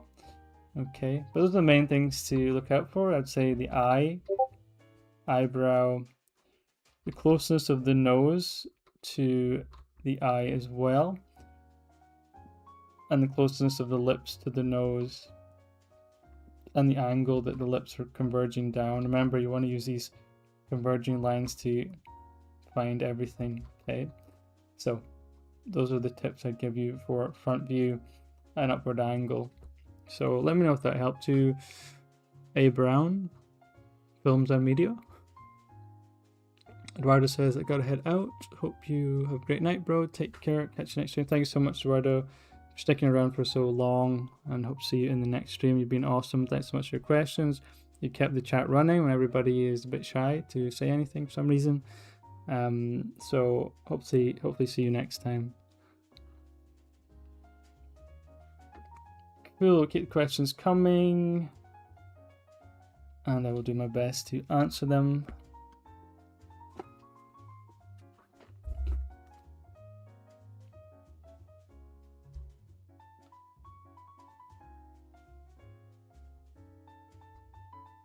I'll just be chilling here, taking a little breather. I need a drink of water. So this is your chance to say hello or start a chat or conversation. How's life?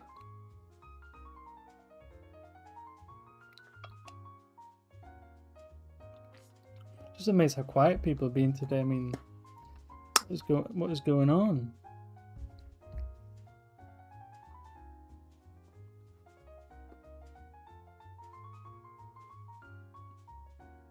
Like, we've had a good amount of viewers, but you guys are also shy to ask things or speaketh.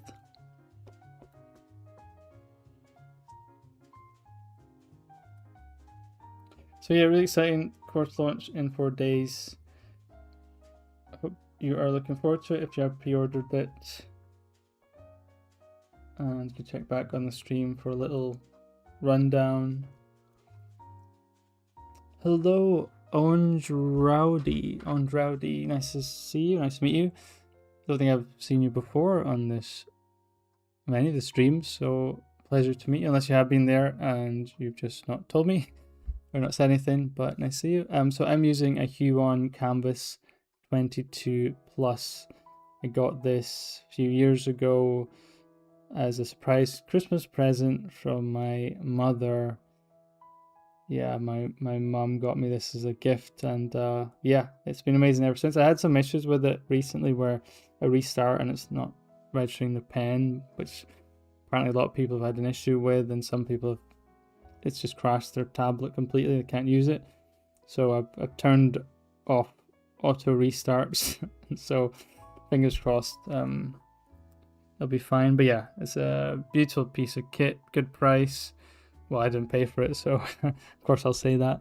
But if you look at the price of it compared to the Wacom, or Wacom, whatever you want to call it, it is it's fantastic value, and the best, apart from those like issues I've had, the best tablet for sure. Ondrawdy, hello again. I saw your video. Oh, nice. That's awesome. Which one? Was that the latest one? Thanks so much again. Well, thanks for, yeah. I hope, well, maybe you didn't, I don't know. I'm assuming you enjoyed it since you're here, but I'm glad you liked it.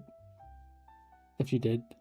Maybe you're here to say how you don't. But yeah, I'm going to be having some more videos up soon. Again, I'm just busy at the moment doing the course, so once the course is out, I'll definitely be putting out more stuff, so definitely check that out. And also, again, if you want to, you can also support me through Patreon.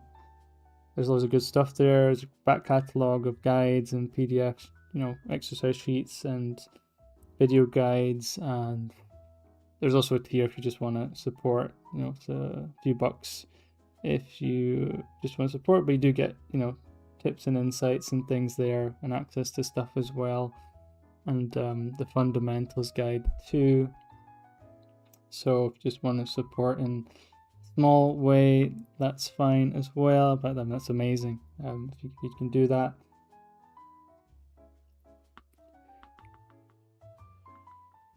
Oh, nice. Oh, I see. So you saw the live come up. Yeah, that's cool. I hope you're enjoying it.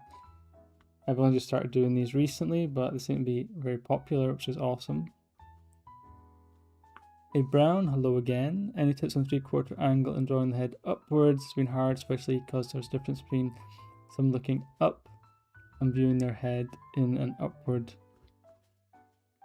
angle. Yeah, so 3/4 view upward angle. Let's have a look at that. Yes, again, this is one of the trickier ones. So it's similar to when we talked about, you know, this angle here. So again, a lot is going to depend on how your understanding is of where things go. So we can actually look at that. So talking about upward angle. So we need to think about what's going to happen, you know, at an upward angle. So again, we're going to see a lot more of the jaw, right? Ear is going to be changing position because this converging line is coming down. Okay, so these are really important things to think about when drawing from the upward angle.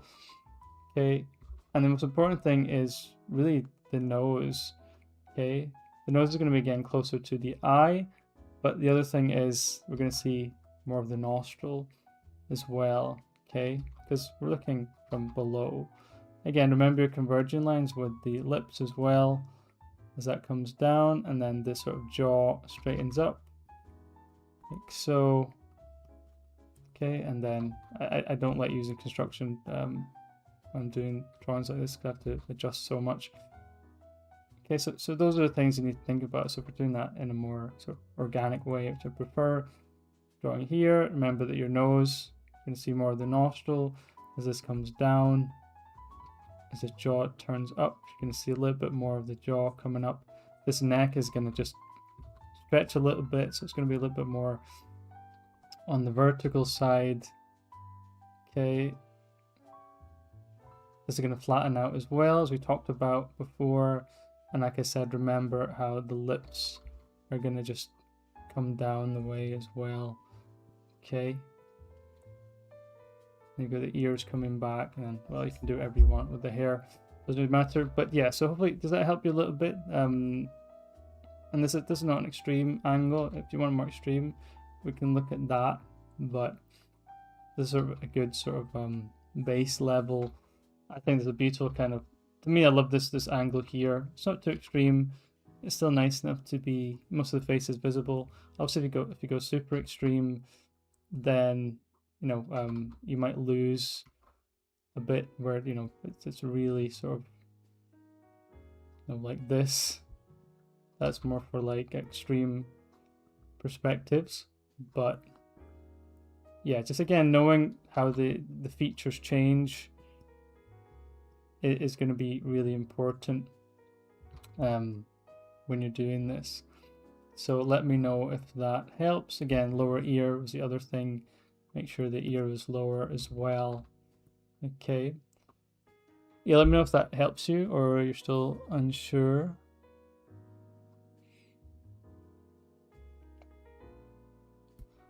Hello, Liam on X. You just joined Discord, didn't you? Awesome to see you here as well. Getting involved. I always like to see it. Any tips on getting better with gesture? I always find they look too stiff or out of proportion. Yeah, I think for me, obviously doing like life drawing and stuff, obviously, that's just stating the obvious now because that's really important.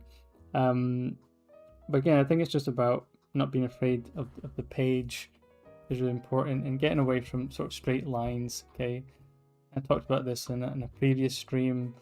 When you're doing the gesture, if you do something and everything is just like this, right? That's going to be not very interesting. Excuse me, I do need to drink some water. I've been talking non-stop for an hour and 40 minutes.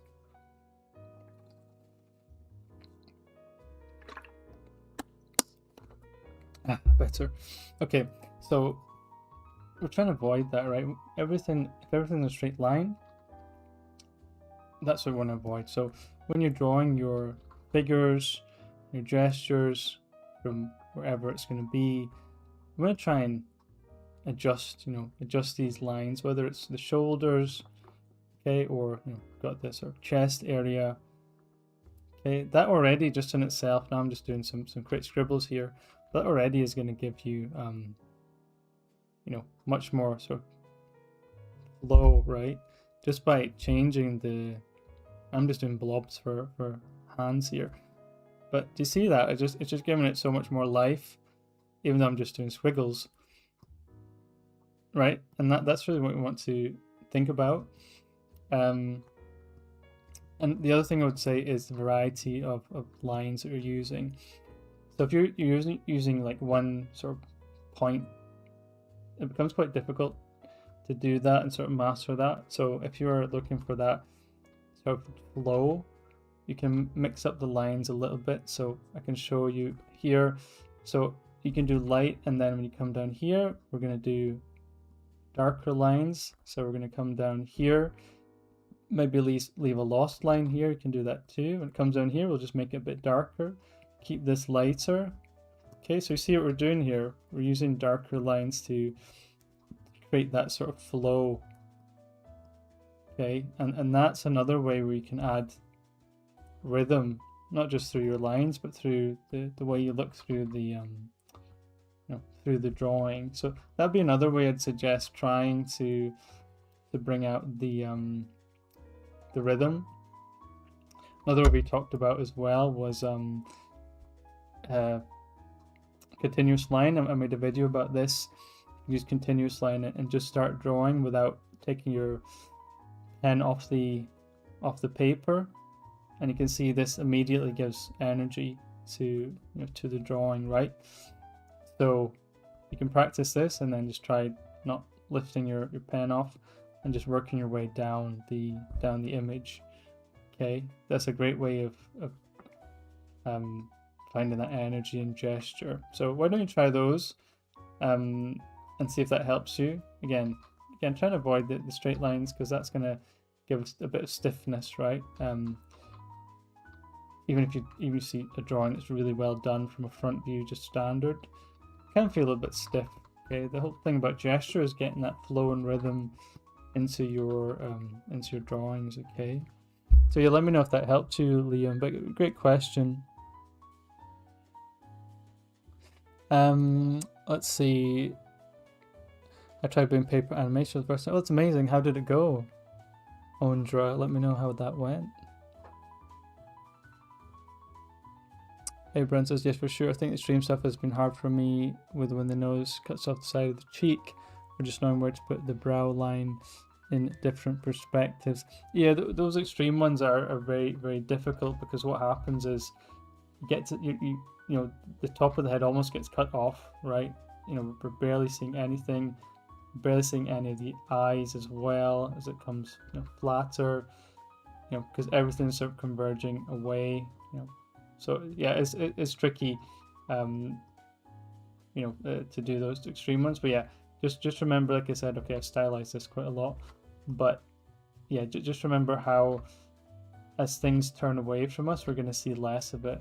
If the face or if the head is, for example, run out of space, if the face is looking down or the angle is looking down, we're going to see more of this part than we're going to see, anything else, right? Okay, because of the nature of gosh, that looks funky. Because of the nature of it, right? That we're going to see more of the top of the head. So it's important to remember these things and study them so that you know what to look for, because those little shortcuts are going to help you. Okay, and then vice versa, when we're looking up the character, we're going to see less, although I might give him a big forehead, you're going to be seeing less of this and more of sort of this, and then the sort of underside of the jaw as well. So definitely try and pick up on those things. Those are really helpful, at least for me anyway. But yeah, let me know if that helped you, A Brown. Oh, you said yes, it did. But yeah, hopefully these extra tips helped you too. Andra says still learning. Oh, cool. I'd love to see what you produce, actually. Yeah, make sure to send me what you do. I'd love to see it.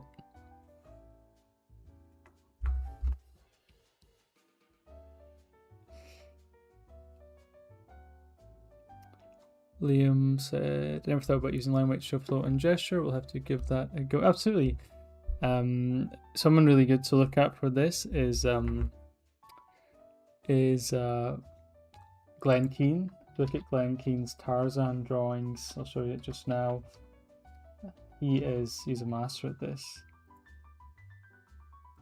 And I would do some studies of his work just to try and get used to that. If you actually look at his drawings here, you can see how he used that variety of line weight. It goes thick to thin. If you look in the middle areas, it's thinner, but in the outer areas, it's thicker, and how he balances that. It's really, really beautiful. I think it's great to study from. I definitely did a lot of studies of his stuff because it's just that good. Yeah, unbelievable. Yeah, just a genius artist for sure. So yeah, definitely check him out. I mean, that's beautiful as well, isn't it? Yeah, they did these life drawing classes like religiously. So their gestural work and body movement is phenomenal, and I highly recommend doing studies of that for sure. And then make sure to post them in Discord since you're there now. Oh, we have some more people. Moku Jinsu, I don't think I've seen you before. Nice to meet you. Do you ever find that practicing direct drawing makes it difficult to be sketchy and loose, or does it make you better at loosening up later? No, I actually think the opposite. It's also a big part of the sort of course theme as well, about intuitive drawing, organically drawing, and if you want to call it direct drawing. I think it is the sort of antidote to creating expressive drawings for sure, because you are working more through instinct and more through natural ability. So if you do, I was doing some side profiles earlier, but if you can draw directly, it lets you just be more expressive because you're working outwardly. Okay, I always find that if you're drawing, say, within a space, I talked to a student about this as well today. If you're drawing within a shape, right, say you're doing your construction, you're then confined within that shape, okay, and that to me is restrictive.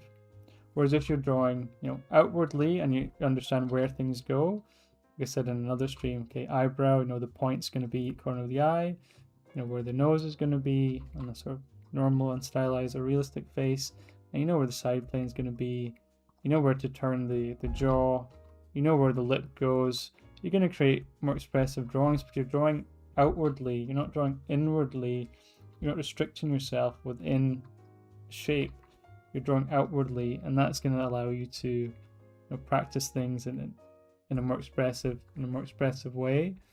Okay, so that's a huge thought process for me. That's one of the things I found is the most expressive way to draw is intuitively, because we're drawing outwardly from here, expressing yourself outwardly through knowledge of understanding where things go and how to, obviously practicing flow and gestures will help. but it just, to me, it just gives more expression to your drawings. I think yeah, hopefully I've showed that with some of the drawings I've done here and before. That is my opinion. So absolutely helps. Do you think it's important to know these extreme perspectives? I just don't want to move on about learning all the. I think it is good to. I mean, I don't delve with those extreme ones too much, but I think it's important to know them, just to know what happens when the head does turn. You know, for that top view, as you were saying, you can see less of the top of the head, and when it turns the other way, you can see more of the top of the head. Stuff like that, I think, is important to know, because you'll be able to identify problems easier. If you're drawing something and you're like, what is off, but you can't figure out why, it means you don't have the understanding. But if you're looking at a view like this and you can see, okay, maybe the top of the head like this, you need to know, okay, that's not right. The skull would be like this, right? Stuff like that is super important. So I think you should be looking at all angles. Doesn't mean you're going to draw angles like that all the time. I know a lot of artists do love to be able to show that ability. Especially your more construction-based artists as well. So yeah, absolutely. I would definitely learn what happens when you shift those angles and how to solve the problems for sure. It also depends, you know, if you're going to like something like comics, then you're going to be doing a lot of those kind of, you know, drawings as well. If you're doing more character design, maybe a little bit less so. Certainly, I don't use those extreme angles that much. Moku says, thank you, I'm new here, but I've seen you around Modern Day James server for... Yo, jeez. I haven't posted there in like years. Gosh. I haven't posted in a long time. I've just been a lurker there, but it's good to see you doing your own content. Yeah, thank you so much. Yeah. Yeah, don't use that old Psyduck Discord user. It's still there, and I occasionally just switch over to check stuff, but that's so funny. I remember I used to post in the inks. Modern Day James had a great ink sort of channel that I used to post in a lot, post ink stuff, which was fun. It was a nice little fun channel. It was like a little side channel that, you know, some us hardcore inkers would spend time in. But then I stopped using it. Man, that's crazy. That really takes me back. Gosh. Modern Day James server, jeez. That's a throwback.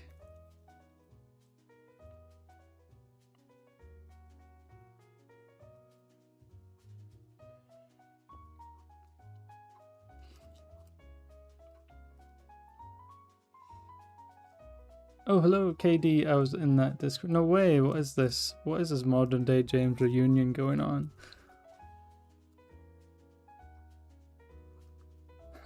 And nice to meet you, KD. I don't think I've seen you here before either. Abraham says, sound good. My main base has been Loomis Head, which I understand has been helpful, but it's been hard to translate a flat circle to 3D form when the face is so different for so. Yeah, and this is the thing. I mean, yeah, the Loomis method is good. You're starting out, just learning, you know, how to construct a face, but you don't want to be stuck with that all the time, right? Because, you know, you're using the Loomis method again. There's a lot going on before you even draw the face. You know, you've got this, and then you've got, you know, your lines, you've got the side plane, you've got this, and you've got this. You know, by the time you've done that, I could have done, you know, a couple of these drawings just based off learning, you know, where things go. So that is a problem. That is what I mean by, and I'm a huge fan of Andrew Loomis, by the way. I think he's a phenomenal artist. I think his renderings are unbelievable. But the method itself, I think there's a point where you have to move away from it because it's going to slow you down. It's going to be difficult to get that stylization, and it's going to restrict you. That's the only thing I would say with that, with the Loomis method. But overall, I love the guy and I advocate his books absolutely. But I think there are limitations to the Loomis method. I think if you are going to take the Loomis stuff, look at the stuff where he uses like stuff like this. You know, when he's changing the angle with the this kind of shape here where it's more angular. I think that is much more helpful and useful. But yeah.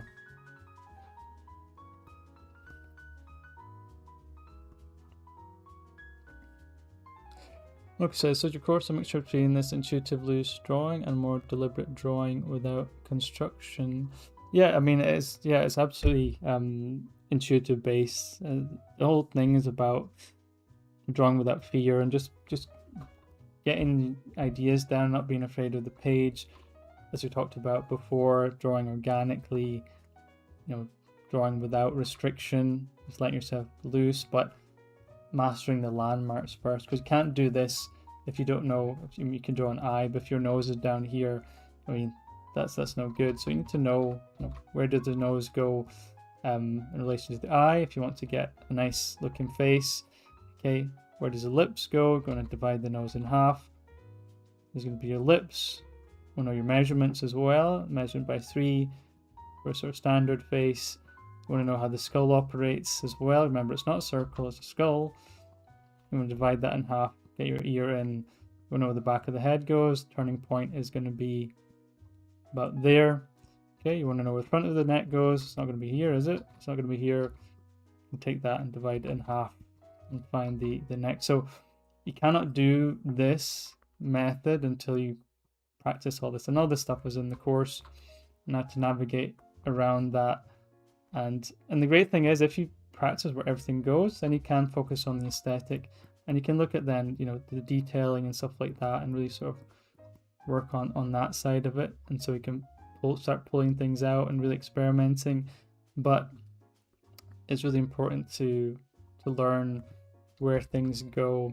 So yeah, the course is 100% about intuitive drawing.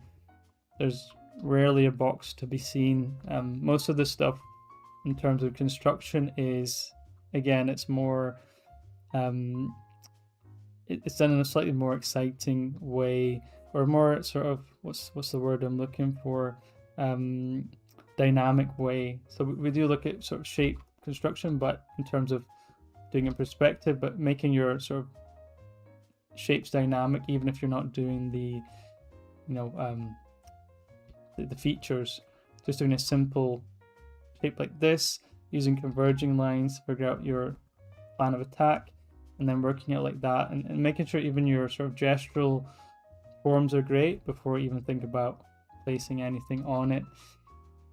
So yeah, absolutely, is all about, but it's not. But yeah, so it's not like I'm sort of anti-construction. Said I started off with Loomis, sort of went through a phase of that, and then moved away from it. And then, I sort of found my own way, and this is the way I think about it now in terms of expressive, intuitive drawing. But yeah, this course is geared towards just being more expressive with your drawing and not being stiff, okay? Because I think being able to express yourself is the most important thing. I've never really practiced just 1,000 boxes. It's never been my thing, and I think I'm doing okay. So again, there's no rules to anything, of course. It's art, right? There is no rules, and I think this is a really exciting way to draw, and it's really sort of invigorating way to draw as well, because you just want to be able to just put stuff down and say, okay, oh, I know where this goes, I know where this goes, where this goes. I can just concept stuff, right? I can just come up with ideas quickly, and have it feel good. You want it to feel like you just want to feel something. So yeah, absolutely. Hope that answers your question, Moku. Sorry, I had to go for a little bit. Thanks for tips. I'll have to have a look at doing some Glenn Keane studies sometime. Sorry, I can't read. Yeah, definitely. Check out Glenn Keane's Tarzan. Do some studies of it. You'll learn so much about gesture and how to convey your lines really well too. So absolutely have a go at that for sure.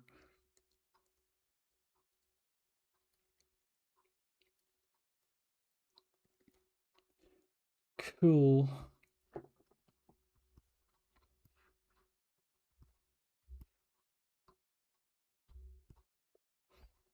Oh gosh, another round of music, because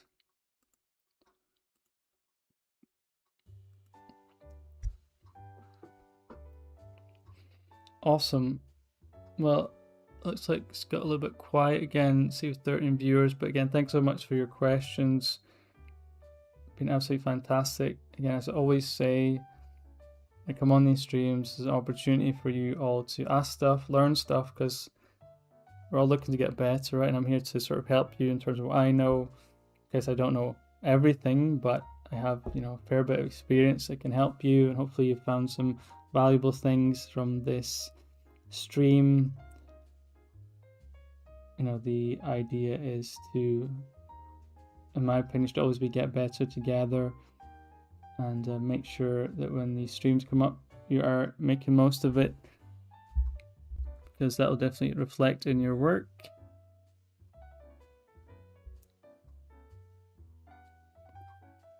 Because remember, this is sort of very sort of like, you ask me, I'll show you how to do it the best way I can, so you can actually see. Again, I don't know everything, but what I do know, I can definitely help you with for sure.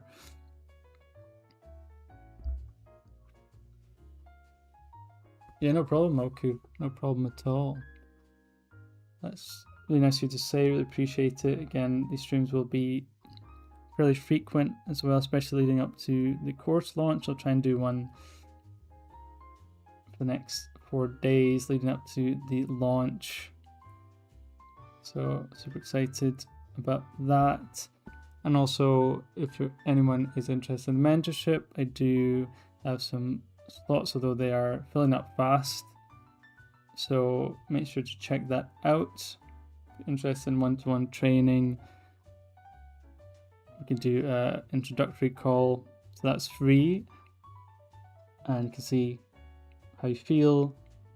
And then we can jump into it, and it's a lot of fun. Definitely learn a lot. So definitely more intensive than the course, of course. With the course, obviously you can go at your own time. The mentorship is more intensive because you feel like, I guess, you're more accountable, and we also deal with my goofy self as well. So that's the other thing to think about. And if you just want to support me, you've got the Patreon as well, and there's loads of cool stuff on there. I'll definitely be updating that with more stuff very soon as well, so definitely check that out. But otherwise, this has been super fun. Hope you enjoyed it. We talked about the brushes that are going to be in the course. Hope you got some useful information on brushwork, things like that. We talked about the frozen Elsa proportions, and that was quite interesting as well. Thank you, Eduardo, for all those questions. Oh, we got another question. Any tips on upward angle nose? Yeah, this is another tricky one as well. So we actually covered this slightly. Where was it?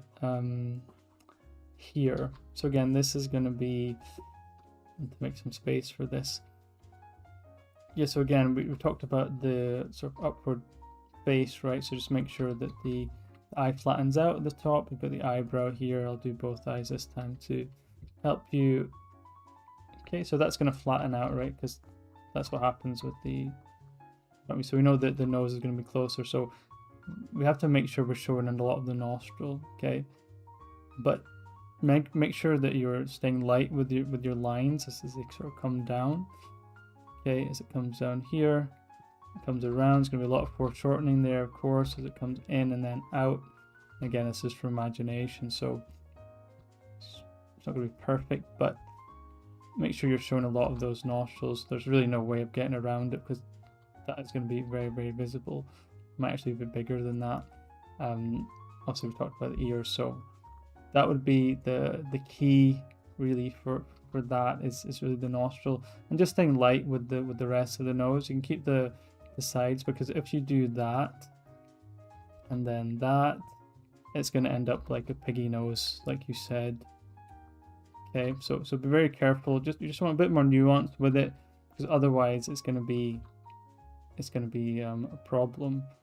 Okay, so be very, very careful with that. But it's just something you just have to just practice it, but learn the nuance of it. Remember, try not to do this because it's going to be a bit wild. If you want a bit more subtle look, then just make sure to do that.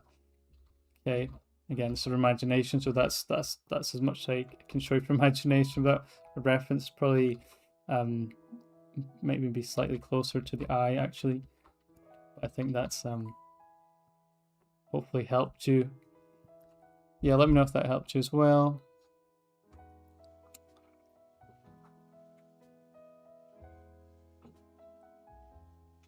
Thanks for doing these streams, FMJ. Nice to see you. I don't think I've seen you before. They're very helpful in learning how to apply some of these ideas. Yeah, absolutely.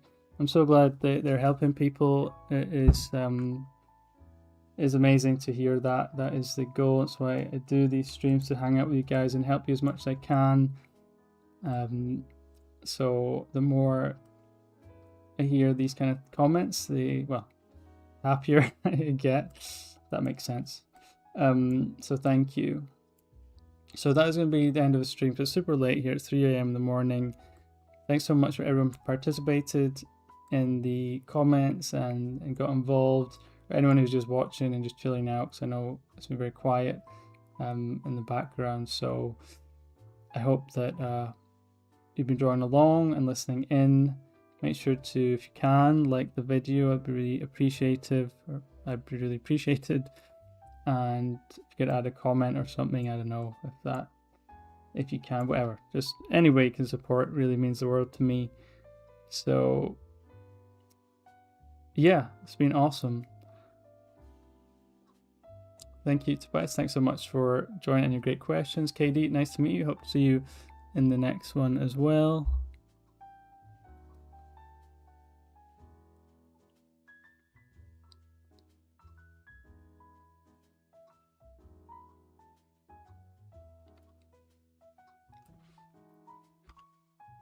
Thank you, Moku. Yes, everybody, take care. Join the Discord. Check out the links.